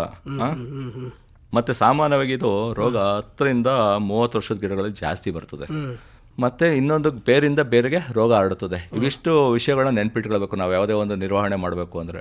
ಆದ್ರಿಂದ ಫಸ್ಟ್ ನಾವು ಯಾವುದೇ ಕಾರಣಕ್ಕೂ ಈಗೆಲ್ಲ ತುಂಬಾ ಜನ ನಮ್ಮ ರೈತರು ತೆಂಗಿನ ಸಸಿಗಳಾಗ್ತಾ ಇದ್ದಾರೆ. ಯಾಕೆಂದ್ರೆ ಹೋದ ವರ್ಷ ಈ ವರ್ಷ ಎಲ್ಲ ಬೆಳೆ ರೇಟ್ ಜಾಸ್ತಿ ಆಗಿದೆ, ಒಳ್ಳೆ ರೇಟ್ ಇದೆ. ಹಂಗಾಗಿ ನಮ್ಗೆ ಸಸಿಗಳಿಗೆ ದಿನಾ ಫೋನ್ಗಳು ಬರ್ತಲೇ ಇದಾವೆ, ಫುಲ್ ಡಿಮ್ಯಾಂಡ್ ಇದೆ. ಎಲ್ಲೆಲ್ಲಿಂದೋ ರೈತರುಗಳು ನರ್ಸರಿಗಳಿಂದ ತಗೋ ಆಗ್ತಾ ಇದ್ದಾರೆ. ನಾವೊಂದು ಕಿವಿ ಮಾತು ಹೇಳಲಿಕ್ಕೆ ಇಷ್ಟಪಡ್ತೀನಿ ರೈತರುಗಳಿಗೆ, ನಿಮ್ಮಲ್ಲಿ ನೀರಿನ ಸೌಲಭ್ಯ ಇದ್ರೆ ಬೋರ್ವೆಲ್ ಅಥವಾ ನೀರಿನ ಯಾವುದೇ ರೀತಿಯ ಕಾಲುವೆಗಳು ಇರ್ಬೋದು ಅಥವಾ ಬೋರ್ವೆಲ್ ಇರ್ಬೋದು, ಕೆರೆ ಇರ್ಬೋದು, ಈ ನೀರಿನ ಸೌಲಭ್ಯ ಇದ್ರೆ ಮಾತ್ರ ತೆಂಗನ್ನ ಬೆಳೆನ ಹಾಕಿ. ಇಲ್ಲ ಅಂದ್ರೆ ಯಾವುದೇ ಕಾರಣಕ್ಕೂ ಮಳೆಯಾಶ್ರಿತವಾಗಿ ತೆಂಗನ್ನ ಹಾಕ್ಲಿಕ್ಕೆ ಹೋಗ್ಬೇಡಿ. ಯಾಕಂದ್ರೆ ಇದು ಮಳೆಯಾಶ್ರಿತ ಬೆಳೆ ಅಲ್ಲ, ನೀರಿನ ಅವಶ್ಯಕತೆ ಯಥೇಚ್ಛವಾಗಿ ಬೇಕಾಗಿರುವಂತಹ ಬೆಳೆ. ಮತ್ತೆ ಇನ್ನು ನಿರ್ವಹಣಾ ಕ್ರಮಗಳು ಬರ್ತೀನಿ ಸರ್. ಮೊದಲೇದಾಗಿ ಏನು ಅಂದ್ರೆ ನಾವು ಯಾವಾಗಲೂ ಈ ರೋಗ ಬಂದಿರೋ ಗಿಡಗಳನ್ನ ಫಸ್ಟ್ ಸಪ್ರೇಟ್ ಮಾಡ್ಕೋಬೇಕು. ಹೇಗೆ ಅಂದ್ರೆ ಕಾಲುವೆಗಳು ಮಾಡ್ಕೊಳ್ಬೇಕು, ಹೌದು, ಟ್ರೆಂಚ್ಗಳು ಮಾಡ್ಕೊಳ್ಬೇಕು. ಒಂದಡಿ ಆಳ ಒಂದಡಿ ಅಗಲ ಇರುವಂತ ಟ್ರೆಂಚ್ಗಳು ಮಾಡ್ಕೊಂಡ್ರೆ, ಸಪ್ರೇಟ್ ಮಾಡ್ಕೊಂಡ್ರೆ ಆ ಗಿಡದಿಂದ ಯಾವುದೇ ಕಾರಣಕ್ಕೂ ಬೇರ್ಗಳು ಕಾಂಟ್ಯಾಕ್ಟ್ ಬರಬಾರ್ದು. ಎಷ್ಟು ಅಡಿ ದೂರದಲ್ಲಿ ಮಾಡ್ಬೇಕಾಗುತ್ತೆ? ಯೂಶಲಿ ಸಾಮಾನ್ಯವಾಗಿ ರೈತರುಗಳದ್ದು ತಪ್ಪು ಕಲ್ಪನೆ, ಏನೇ ಗೊಬ್ಬರಗಳು ಹಾಕಿದ್ರು ಬುಡಕ್ ಹಾಕ್ಬಿಡ್ತಾರೆ ಸರ್. ಆಕ್ಚುಲಿ ಬುಡಕ್ ಕೊಡೋದ್ರಿಂದ ಏನು ಉಪಯೋಗ ಆಗಲ್ಲ. ಯಾಕಂದ್ರೆ ಅಲ್ಲಿರೋದು ನಮ್ಗೆ ಉಸಿರಾಟಕ್ಕೆ ಬೇಕಾಗಿರುವಂತ ಬೇರ್ಗಳು, ನಿಮ್ಗೆ ಬೇರ್ಗಳು ಕಾಣಿಸ್ತಾವಲ್ಲ ಬುಡದಲ್ಲಿ, ಅವು ಉಸಿರಾಟದ ಬೇರ್ಗಳು. ಪೋಷಕಾಂಶಗಳು ಅಂತ ತಗೊಳ್ಳುವಂತ ಬೇರ್ಗಳು ಎಲ್ಲಿರ್ತವೆ ಅಂದ್ರೆ 1 ಮೀಟರ್ ಅಥವಾ 2 ಮೀಟರ್ ದೂರದಲ್ಲಿ. ಅದಕ್ಕೆ ಒಂದು ನಿಯಮ ಏನು ಅಂದ್ರೆ, ನಿಮ್ಮ ಗರಿಗಳು ಸ್ಪ್ರೆಡ್ ಆಗಿರ್ತಾವಲ್ಲ ಸರ್, ತೆಂಗಿನ ಗರಿಗಳು ತುದಿ ಅಂಚಿನ ಭಾಗ ಎಲ್ಲಿ ಬರ್ತದೆ ಕೊನೆಯಲ್ಲಿ, ಅಲ್ಲಿವರೆಗೂ ರೂಟ್ಸ್ ಇರ್ತವೆ. ನೀವೇನೇ ಮಾಡ್ತೀವಿ ಅಂದ್ರು, ಗೊಬ್ಬರ ಕೊಡ್ತೀವಿ, ನೀರ್ ಕೊಡ್ತೀವಿ ಅಂದ್ರು 2 ಮೀಟರ್ ದೂರದಲ್ಲಿ ನೀವು ಗೊಬ್ಬರ ಮತ್ತೆ ನೀರನ್ನ ಕೊಡ್ತಾ ಹೋಗ್ಬೇಕು. ಯಾವಾಗ್ಲೂ ಅಷ್ಟೇ ಟ್ರೆಂಚ್ಗಳು ಅಲ್ಲಿ ಮಾಡಬೇಕು, ಬೇರ್ಗಳು ಅಲ್ಲಿರ್ತವೆ, ಅಲ್ಲಿ ಸುತ್ತಲೂ ಟ್ರೆಂಚ್ಗಳು ಮಾಡ್ಕೊಂಡಿದೆ. ಏನಂದ್ರೆ ಆರೋಗ್ಯವಾಗಿರೋ ಗಿಡಕ್ಕೆ ಸಂಪರ್ಕ ಸಿಗೋದಿಲ್ಲ, ಚೆನ್ನಾಗಿರ್ತವೆ. ಮತ್ತೆ ಈಗ ರೋಗ ಬಂದು ಸತ್ತೋಗಿರ್ತದೆ ಗಿಡ, ಈಗ ಅಣಬೆಗಳೆಲ್ಲ ಬಂದಿರ್ತವೆ. ಫಸ್ಟ್ ಆ ಗಿಡಗಳನ್ನ ಬೇರ್ ಸಮೇತ ಕಿತ್ತಾಗಿಬೇಕು. ಇದು ತುಂಬಾ ಕಷ್ಟದ ಕೆಲಸ. ನಾವು ಹೇಳ್ಬಿಡ್ಬೋದು ರೈತರುಗಳಿಗೆ, ಕಿತ್ತಾಕ್ಬಿಡಿ ಅಂತ. ಅದೇನು ಭತ್ತದ ಗಿಡ ಕಿತ್ತಂಗಲ್ಲ, ತರಕಾರಿ ಗಿಡ ಕಿತ್ತಂಗಲ್ಲ. ಯಾಕಂದ್ರೆ ಅದು JCB ತಗ್ಸೆ ಕೀಳ್ಬೇಕಾಗತ್ತೆ. ಯಾಕಂದ್ರೆ ಬೇರು ಆಳವಾಗಿರ್ತದೆ, ತುಂಬಾ ಕೆಲಸ ಹಿಡಿಯುವಂತ ಕೆಲಸ ಅದು. ಆದ್ರೆ ಏನ್ ಮಾಡ್ತೀರಾ, ಈ ರೋಗ ಬಂದಿರುವಂತ ಗಿಡನ ಅಲ್ಲೇ ಬಿಟ್ರೆ ಏನಾಗತ್ತೆ, ಆ ಗಿಡದಲ್ಲಿರುವಂತ ರೋಗದ ಕಣಗಳು ಬೇರೆ ಗಿಡಗಳಿಗೂ ಹರಡ್ಕತ್ತಾ ಹೋಗುತ್ತೆ. ನೀರ್ ಹಾಯಿಸ್ತೀರಾ, ನೀರ್ ಹಾಯಿಸ್ಕತ್ತಾ ಹೋಗ್ತಾ ಇರ್ತೀರಾ, ನೀರಿನ ಮುಖಾಂತರ ನಡುತ್ತದೆ. ಮತ್ತೆ ಕೆಲವು ಟೈಮ್ ಉಳುಮೆ ಮಾಡಿಸ್ತೀರಾ, ಉಳುಮೆ ಮಾಡಿದಾಗ ಬೇರೆ ಕಿತ್ತೋಯ್ತವೆ, ಅದ್ರ ಮುಖಾಂತರ ಹರಡ್ಕತ್ತಾ ಹೋಗುತ್ತೆ. ಇವೆಲ್ಲ ಅದಕ್ಕೋಸ್ಕರ ಅವಾಯ್ಡ್ ಮಾಡ್ಲಿಕ್ಕೆ ರೋಗದ ಕಣಗಳಲ್ಲಿ ಇಲ್ದಂಗೆ ನಾವು ನೋಡ್ಕೊಳ್ಳೋದ್ರಿಂದ ಅರ್ಧ ರೋಗವನ್ನು ನಾವು ನಿರ್ವಹಣೆ ಮಾಡ್ಕೊಂಡಂಗೆ. ಆಯ್ತಾ ಸರ್? ಮತ್ತೆ ಇನ್ನೊಂದು, ನೀವು ದಾಳಿಂಬೆ ಕೊಡುವಂತ 10% ಕಾಳಜಿಯನ್ನ ತೆಂಗು ಕೊಟ್ರೆ ತೆಂಗು ನಿಮ್ಮ ಚೆನ್ನಾಗಿ ನೋಡ್ಕೊಳ್ತದೆ, ಉತ್ತಮವಾದ ಬೆಳೆ. ನೀವು ಅಷ್ಟು ಖರ್ಚು ಮಾಡಿ ದಾಳಿಂಬೆ ಬೆಳೆದು ಅಷ್ಟು ಕೇರ್ ಮಾಡುವಂತ ಕಾಳಜಿ ಇದೆ, ಅದೇ ಕಾಳಜಿಲಿ 10% ನೀವು ತೆಂಗು ನೋಡ್ಕೊಂಡ್ರೆ ಸಾಕು. ಅದಕ್ಕೆ ಬೇಕಾಗಿರೋ ಪೋಷಕಾಂಶಗಳು ಏನಿಲ್ಲ. ಒಂದು ಸಾವಯವ ಗೊಬ್ಬರ ಹೇಳ್ತೀವಿ, ಕೊಟ್ಟಿಗೆ ಗೊಬ್ಬರ ಅಥವಾ ಸಾವಯವ ಗೊಬ್ಬರ 50 kg ಒಂದು ಗಿಡಕ್ಕೆ ವರ್ಷಕ್ಕೆ ಒಂದ್ಸತ್ ಕೊಡಿ ಅಂತ ಹೇಳ್ತೀವಿ, ಅಷ್ಟು ಕೊಡಬೇಕು. ಮತ್ತೆ ಬೇವಿನ ಹಿಂಡಿ 5 kg ಬೇವಿನ ಹಿಂಡಿಯನ್ನು ಕೊಡಬೇಕಾಗತ್ತೆ ಪ್ರತಿಯೊಂದು ಗಿಡಕ್ಕೆ ಒಂದು ಟೈಮು. ಮತ್ತೆ ಪೋಷಕಾಂಶಗಳು, ರಾಸಾಯನಿಕ ಗೊಬ್ಬರಗಳು ಕೊಡ್ಲೇಬೇಕಾ ಸರ್? ನಮ್ಮ ತಾತ ಎಲ್ಲ ಕೊಡ್ತಿರ್ಲಿಲ್ಲ, ನೀವು ಈಗ ಹೇಳ್ತಾ ಇದ್ದೀರಾ ಅಂತ ಹೇಳ್ತಾರೆ. ಹೌದು, ನಿಜ. ನಾವು ಹಿಂದೆ ಯಾರು ಕೊಡೋ ಅವಶ್ಯಕತೆನೇ ಇರಲಿಲ್ಲ. ಈಗ ನಾವು ಮಣ್ಣಿನ ಪರೀಕ್ಷೆನ ನಾವು ಮಾಡಿಸಿದಾಗ ನಮ್ಮ ಮಣ್ಣುಗಳನ್ನ ಪರೀಕ್ಷೆ ಮಾಡಿಸಿ, ದಯಮಾಡಿ ಪರೀಕ್ಷೆ ಮಾಡಿಸಿ, ಅದ್ರ ಸಾವಯವ ಇಂಗಾಲ ಅಂತ ಒಂದು ಕಾಲಮ್ ಕೊಡ್ತಾರೆ ಪರೀಕ್ಷೆ ಮಾಡಿದಾಗ. ಅದ್ರ ಸಾವಯವ ಇಂಗಾಲದ ಪರ್ಸೆಂಟೇಜ್ ಎಷ್ಟಿದೆ ಅಂತ ನೋಡಿ. ಸಾಮಾನ್ಯವಾಗಿ ನಮ್ಮ ಮಣ್ಣಿನ ಸಾವಯವ ಇಂಗಾಲಗಳೆಲ್ಲ 0.5 ಅರ್ಧಕ್ಕಿಂತ ಕಡಿಮೆ ಇದಾವೆ. ಅದು 1 ಅಥವಾ 1.5ಗಿಂತ ಜಾಸ್ತಿ ಆದ್ರೆ ಒಳ್ಳೇದು. ಯಾಕಂದ್ರೆ ನಿಮ್ಮ ಫಲವತ್ತತೆ ತಿಳಿಸೋದೇ ಅವು. ನಿಮ್ಮ ಸಾವಯವ ಇಂಗಾಲ ಎಷ್ಟು ಜಾಸ್ತಿ ಇರ್ತದೆ ಅಷ್ಟು ನಿಮ್ಮ ಮಣ್ಣು ಫಲವತ್ತಾಗಿದ್ದಾವೆ ಅಂತ ಅರ್ಥ, ಆಯ್ತಾ? ಆದ್ರಿಂದ ನಮ್ಮ ಮಣ್ಣುಗಳಲ್ಲೆಲ್ಲ 0.5% ಅಷ್ಟೇ ಸಾವಯವ ಇಂಗಾಲದಿಂದ, ಅದಕ್ಕಿಂತ ಕಡಿಮೆ ಇರೋದ್ರಿಂದ ನಾವು ಪೋಷಕಾಂಶಗಳನ್ನ ಕೊಡ್ಲೇಬೇಕಾಗತ್ತೆ. ಯಾಕಂದ್ರೆ ನಿಮಗೆ ಪೊಟ್ಯಾಶ್ ಅವೆಲ್ಲ ಕೊಟ್ಟರೆ ನಿಮಗೆ ಕಾಯಿಗಳು ಜಾಸ್ತಿ ಬರೋದು, ಕಾಯಿ ಕಚ್ಚೋದು. ಇಲ್ಲಾಂದ್ರೆ ಪೊಟ್ಯಾಶ್ ಅಂಶ ಕಡಿಮೆ ಆಯ್ತು ಅಂದ್ರೆ ಗಿಡಗಳು, ಎಲೆಗಳು ಅಂಚಿನಿಂದ ಒಣಗ್ಲಿಕ್ಕೆ ಪ್ರಾರಂಭ ಆಗ್ತವೆ. ಕೆಲವು ಟೈಮ್ ಏನ್ ಅನ್ಕೊಂಡ್ಬಿಡ್ತೀವಿ ನಾವು, ರೋಗ ಅನ್ಕೊಂಡ್ಬಿಡ್ತೀವಿ. ಅದ್ರ ಪೊಟ್ಯಾಶ್ ಕೊರತೆಯಿಂದ ಹಂಚುಗಳು ಒಣಗ್ತಾ ಬರ್ತವೆ. ತೆಂಗು ಅಷ್ಟೇ ಅಲ್ಲ, ಬೇರೆ ಬೆಳೆಗಳಲ್ಲೂ ಅಷ್ಟೇ ಹಂಚುಗಳು ಒಣಗೋದು ಪೊಟ್ಯಾಶ್ ಕೊರತೆ ಆದ್ರೆ. ಅದಕ್ಕೋಸ್ಕರ ಸಮಗ್ರವಾಗಿ ಪೋಷಕಾಂಶಗಳು ಏನು ಶಿಫಾರಸು ಮಾಡಿದಾರೆ ಅದನ್ನ ಕೊಡಿ ಅಂತ ಹೇಳ್ತೀವಿ. ಸಾರಜನಕ, ನೈಟ್ರೋಜನ್ ಅಂತ ಹೇಳ್ತೀವಿ. ನೈಟ್ರೋಜನ್ ಸಾಮಾನ್ಯವಾಗಿ ನಮ್ಮವರೆಲ್ಲ ಯೂರಿಯಾ ಮುಖಾಂತರ ಕೊಡ್ತಾರೆ. ಯೂರಿಯಾ ಆದ್ರೆ ವರ್ಷಕ್ಕೆ ನೀವು 1.1 kg 1 kg 200 ಗ್ರಾಮ್ ಅಥವಾ 100 ಗ್ರಾಮ್ ಅಷ್ಟು ಕೊಡ್ಬೋದು. ಮತ್ತೆ ರಂಜಕ ಆದ್ರೆ SSP ಸಿಂಗಲ್ ಸೂಪರ್ ಫಾಸ್ಫೇಟ್ ಆ ರೂಪದಲ್ಲಿ ಕೊಡ್ಬೋದು, ಅಥವಾ 1.8 kg ಹೇಳ್ತೀವಿ. ಪೊಟ್ಯಾಶ್ ಆದ್ರೆ 2 kg ಹೇಳ್ತೀವಿ.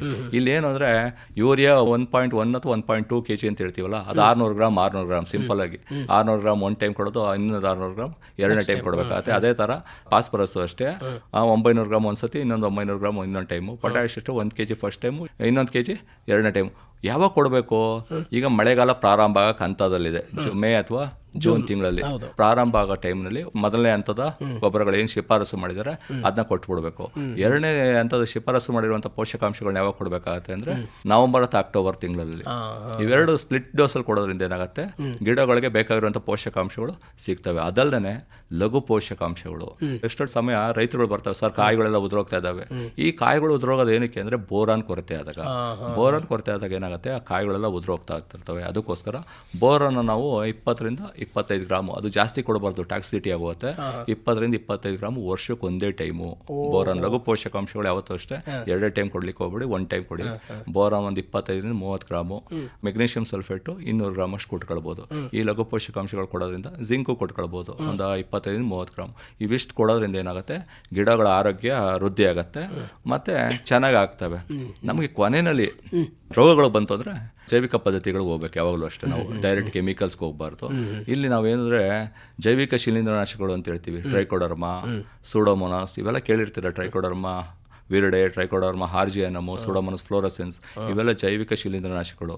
ಇವನ್ನ ಏನು ಮಾಡಬೇಕು, ನೀವು ಸಾವಯವ ಗೊಬ್ಬರಗಳ ಜೊತೆ ಪುಷ್ಟೀಕರಿಸಬೇಕು. ಹೇಗೆ ಪುಷ್ಟೀಕರಿಸ್ತೀರಾ, 1 ಟನ್ ಸಾವಯವ ಗೊಬ್ಬರನ ತಗೊಂಡು ಚೆನ್ನಾಗಿ ಪುಡಿ ಮಾಡಿ ನೆರಳಲ್ಲಿ ಇಟ್ಕೊಳ್ಳಿ ಫಸ್ಟ್. ಯಾವಾಗಲೂ ಅಷ್ಟೇ ಕೊಟ್ಟಿಗೆ ಗೊಬ್ಬರ ತಣ್ಣಗಿರುವಂಗೆ ನೋಡ್ಕೊಳ್ಳಿ. ಪುಡಿ ಮಾಡಿ ಸ್ವಲ್ಪ ನೀರು ಚಿಮ್ಕಿಸಿ ತಣ್ಣಗಾದ್ಮೇಲೆ ಅದಕ್ಕೆ 1 kg ಟ್ರೈಕೋಡರ್ಮಾ ಮಿಕ್ಸ್ ಮಾಡ್ಬಿಟ್ಟು ಚೆನ್ನಾಗಿ ಮಿಕ್ಸ್ ಮಾಡ್ಬಿಟ್ಟು ಮೇಲ್ಗಡೆ ಗರಿಗಳು ಮುಚ್ಚಿ. ಯಾವುದೇ ಕಾರಣಕ್ಕೂ ಪ್ಲಾಸ್ಟಿಕ್ ಒದಕೆಗಳು ಮುಚ್ಚಕ್ಕೆ ಹೋಗ್ಬೇಡಿ, ಯಾಕೆಂದ್ರೆ ಹೀಟ್ ಆಗುತ್ತೆ. ಗರಿಗಳು ಮುಚ್ಚಿ ನೆರಳಲ್ಲಿಡಿ.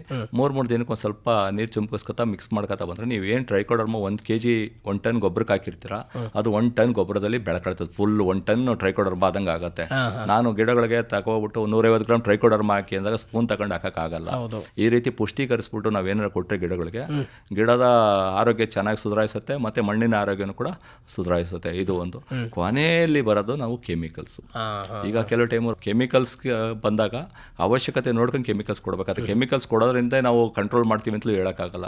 ಯಾಕಂದ್ರೆ ಕೆಮಿಕಲ್ಸು ನಿಮ್ಮ ಬೇರಿನ ಮುಖಾಂತರ ಕೊಡಿ ಅಂತ ಹೇಳ್ತೀವಿ. ಇವೆಲ್ಲ ವುಡ್ಡಿ ಪ್ಲಾಂಟ್ಸು, ಗಟ್ಟಿ ಮರಗಳು ಇವು. ನಿಮ್ಮ ಬೇರಿನ ಮುಖಾಂತರ ಕೊಟ್ಟಂತ ಔಷಧಿ ಕೊನೆವರೆಗೂ ಮುಟ್ಟಬೇಕು, ಅದಕ್ಕೆ ಟೈಮ್ ತಗೊಳ್ತದೆ. ಇಲ್ಲಿ ಏನು ಅಂದ್ರೆ ನಾವು ಬೇರಿನ ಮುಖಾಂತರ ಕೊಡ್ಲಿಕ್ಕೆ ಶಿಫಾರಸು ಮಾಡಿರುವಂತಹ ಶಿಲೀಂಧ್ರನಾಶಕ ಬಂದು ಎಕ್ಸಾಕೊನಜೋಲ್ ಅಂತ ಒಂದು ಸಿಗುತ್ತೆ. ಅದು ನಿಮಗೆ ಬೇರೆ ಬೇರೆ ಹೆಸರಲ್ಲಿ ಸಿಗುತ್ತೆ. ಕಾಂಟಾಫ್ ಅಂತ ಸಿಗುತ್ತೆ, ಕಾಂಟಾಫ್ ಪ್ಲಸ್ ಅಂತ ಸಿಗುತ್ತೆ, ಬೇರೆ ಬೇರೆ ಕಂಪ್ನಿಯವರು ಸಿಗುತ್ತೆ. ಎಕ್ಸಾಕೊನಜೋಲು ಇದು 3 ಮಿಲಿ ಪ್ರತಿ 100 ಮಿಲಿ ನೀರಿಗೆ ಈ ಪ್ರಮಾಣದಲ್ಲಿ ಮಿಶ್ರಣ ಮಾಡ್ಕೊಂಡು ನೀವು ಒಂದೊಂದು ಬೇರು ಆರೋಗ್ಯವಾಗಿರುವಂತಹ ಬೇರನ್ನು ಆಯ್ಕೆ ಮಾಡ್ಕೋಬೇಕು. ಬೇರನ್ನು ಆಯ್ಕೆ ಮಾಡ್ಕೊಳ್ಳೋದು ಹೆಂಗೆ ಅಂದ್ರೆ, ಯಾವಾಗಲೂ ಹೇಳ್ತೀವಿ ತೆಳು ಕಂದು ಬಣ್ಣದ ಬೇರುಗಳನ್ನ ಆಯ್ಕೆ ಮಾಡ್ಕೊಳ್ಬೇಕು ಮತ್ತೆ ಕಿರು ಬೇರುಗಳು ಗಾತ್ರದಲ್ಲಿರಬೇಕು. ಆ ಬೇರುಗಳನ್ನ ಆಯ್ಕೆ ಮಾಡ್ಕೊಂಡು ಬೇರಿನ ಮುಖಾಂತರ ಔಷಧಿಯನ್ನು ಕೊಡಬೇಕಾಗತ್ತೆ ಅಂತ. ಇತ್ತೀಚಿನ ದಿನಗಳಲ್ಲಿ ನಮ್ಮ ಸಂಶೋಧನೆಯಿಂದ ಶಿಫಾರಸಾಗಿರುವಂಥ ಇನ್ನೊಂದು ಔಷಧಿ ಅಂದರೆ ಎಕ್ಸಾಕೊನಜೋಲ್ ಪ್ಲಸ್ ವ್ಯಾಲಿಡಾಮೈಸಿನ್ ಅಂತ ಕಾಂಬಿನೇಷನ್ ಸಂಯುಕ್ತ ಶಿಲೀಂಧ್ರನಾಶಕ. ಇದನ್ನಾದರೂ ಅಷ್ಟೇ 4 ಮಿಲಿ 100 ಮಿಲಿ ವಾಟರ್ನಲ್ಲಿ ಮಿಶ್ರಣ ಮಾಡ್ಕೊಂಡು ನೀವು ಬೇರಿನ ಮುಖಾಂತರ ಕೊಡಬೇಕಾಗತ್ತೆ. ಕೆಲವು ಟೈಮ್ ರೈತರು ಕೇಳ್ತಾರೆ, ಸರ್ ನಮಗೆ ಬೇರೆಲ್ಲ ಹುಡ್ಕೋಕ್ಕಾಗಲ್ಲ, ಒಂದೇ ಒಂದು ಗಿಡ ಇದೆ ಸರ್ ನಮ್ಮ ತೋಟದಲ್ಲಿ, ಏನು ಮಾಡಬೇಕು ಅಂತ ಟೈಮಲ್ಲಿ ಡ್ರೆಂಚಿಂಗ್ ಮಾಡ್ಬಿಡಿ ಅಂತ ಹೇಳ್ತೀವಿ. ಈಗ ಎಕ್ಸಾಕೊನಜೋಲ್ ಆದ್ರೆ 1 ಮಿಲಿ 1 ಲೀಟರ್ ನೀರಿಗೆ ಆ ಪ್ರಮಾಣದಲ್ಲಿ ಮಿಶ್ರಣ ಮಾಡ್ಕೊಂಡು 40 ಲೀಟರ್ ಅಷ್ಟು ಕೊಡಬೇಕಾಗತ್ತೆ. ಅಲ್ಲಿ ಏನೋ ಒಂದು ಗಿಡಕ್ಕೆ 40 ml ಔಷಧಿ ಬೇಕಾಗುತ್ತೆ. ವ್ಯಾಲಿಡಾಮೈಸಿನ್ ಪ್ಲಸ್ ಎಕ್ಸಾಕೊನಜೋಲ್ ಆದರೆ 2 ಮಿಲಿ ಪ್ರತಿ ಲೀಟರ್ ನೀರಿಗೆ ಆ ಪ್ರಮಾಣದಲ್ಲಿ ಮಿಶ್ರಣ ಮಾಡ್ಕೊಂಡು 30 ಲೀಟರ್ ಅಥವಾ 40 ಲೀಟರ್ ನೀರು ಕೊಟ್ಕೊಂಡು ನಾವೇನಂದ್ರೆ ಡ್ರೆಂಚಿಂಗ್ ಮಾಡ್ತೀವಿ ಅಂದಾಗ ಹಿಂದಿನ ದಿನ ನೀರು ಕೊಟ್ಕೊಳ್ಬೇಕು. ಯಾಕಂದ್ರೆ ನಾವು ಗಿಡ ಎಲ್ಲ ಬುಡ ಎಲ್ಲ ಒಣಗಿಸ್ಬಿಟ್ಟು ನಾವು 40 ಲೀಟರ್ ನೀರು ಇದ್ರೆ ಅದೆಲ್ಲೆಲ್ಗೂ ಹೊರಟೋಗುತ್ತೆ, ಅದು ಬೇರ್ಗೋಗಿ ರೀಚ್ ಆಗಲ್ಲ.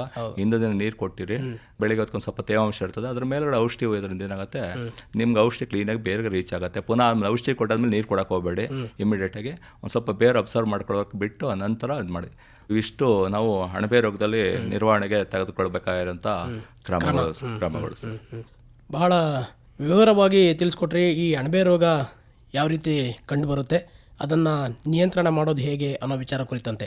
ಸಾಮಾನ್ಯವಾಗಿ ನಮ್ಮ ರೈತ ಬಾಂಧವರಲ್ಲಿ ಒಂದು ಗೊಂದಲ, ನಾನು ಉಳುಮೆ ಮಾಡೋದ್ರಿಂದ ನನ್ನ ತೆಂಗಿನ ತೋಟ ಹಾಳಾಯಿತು, ಮರಗಳು ಹಾಳಾಯಿತು, ಅಥವಾ ಇಳುವರಿ ಬರ್ತಾ ಇಲ್ಲ ಹೆಚ್ಚಿಗೆ ಅನ್ನೋ ಒಂದು ಗೊಂದಲ ಇದೆ.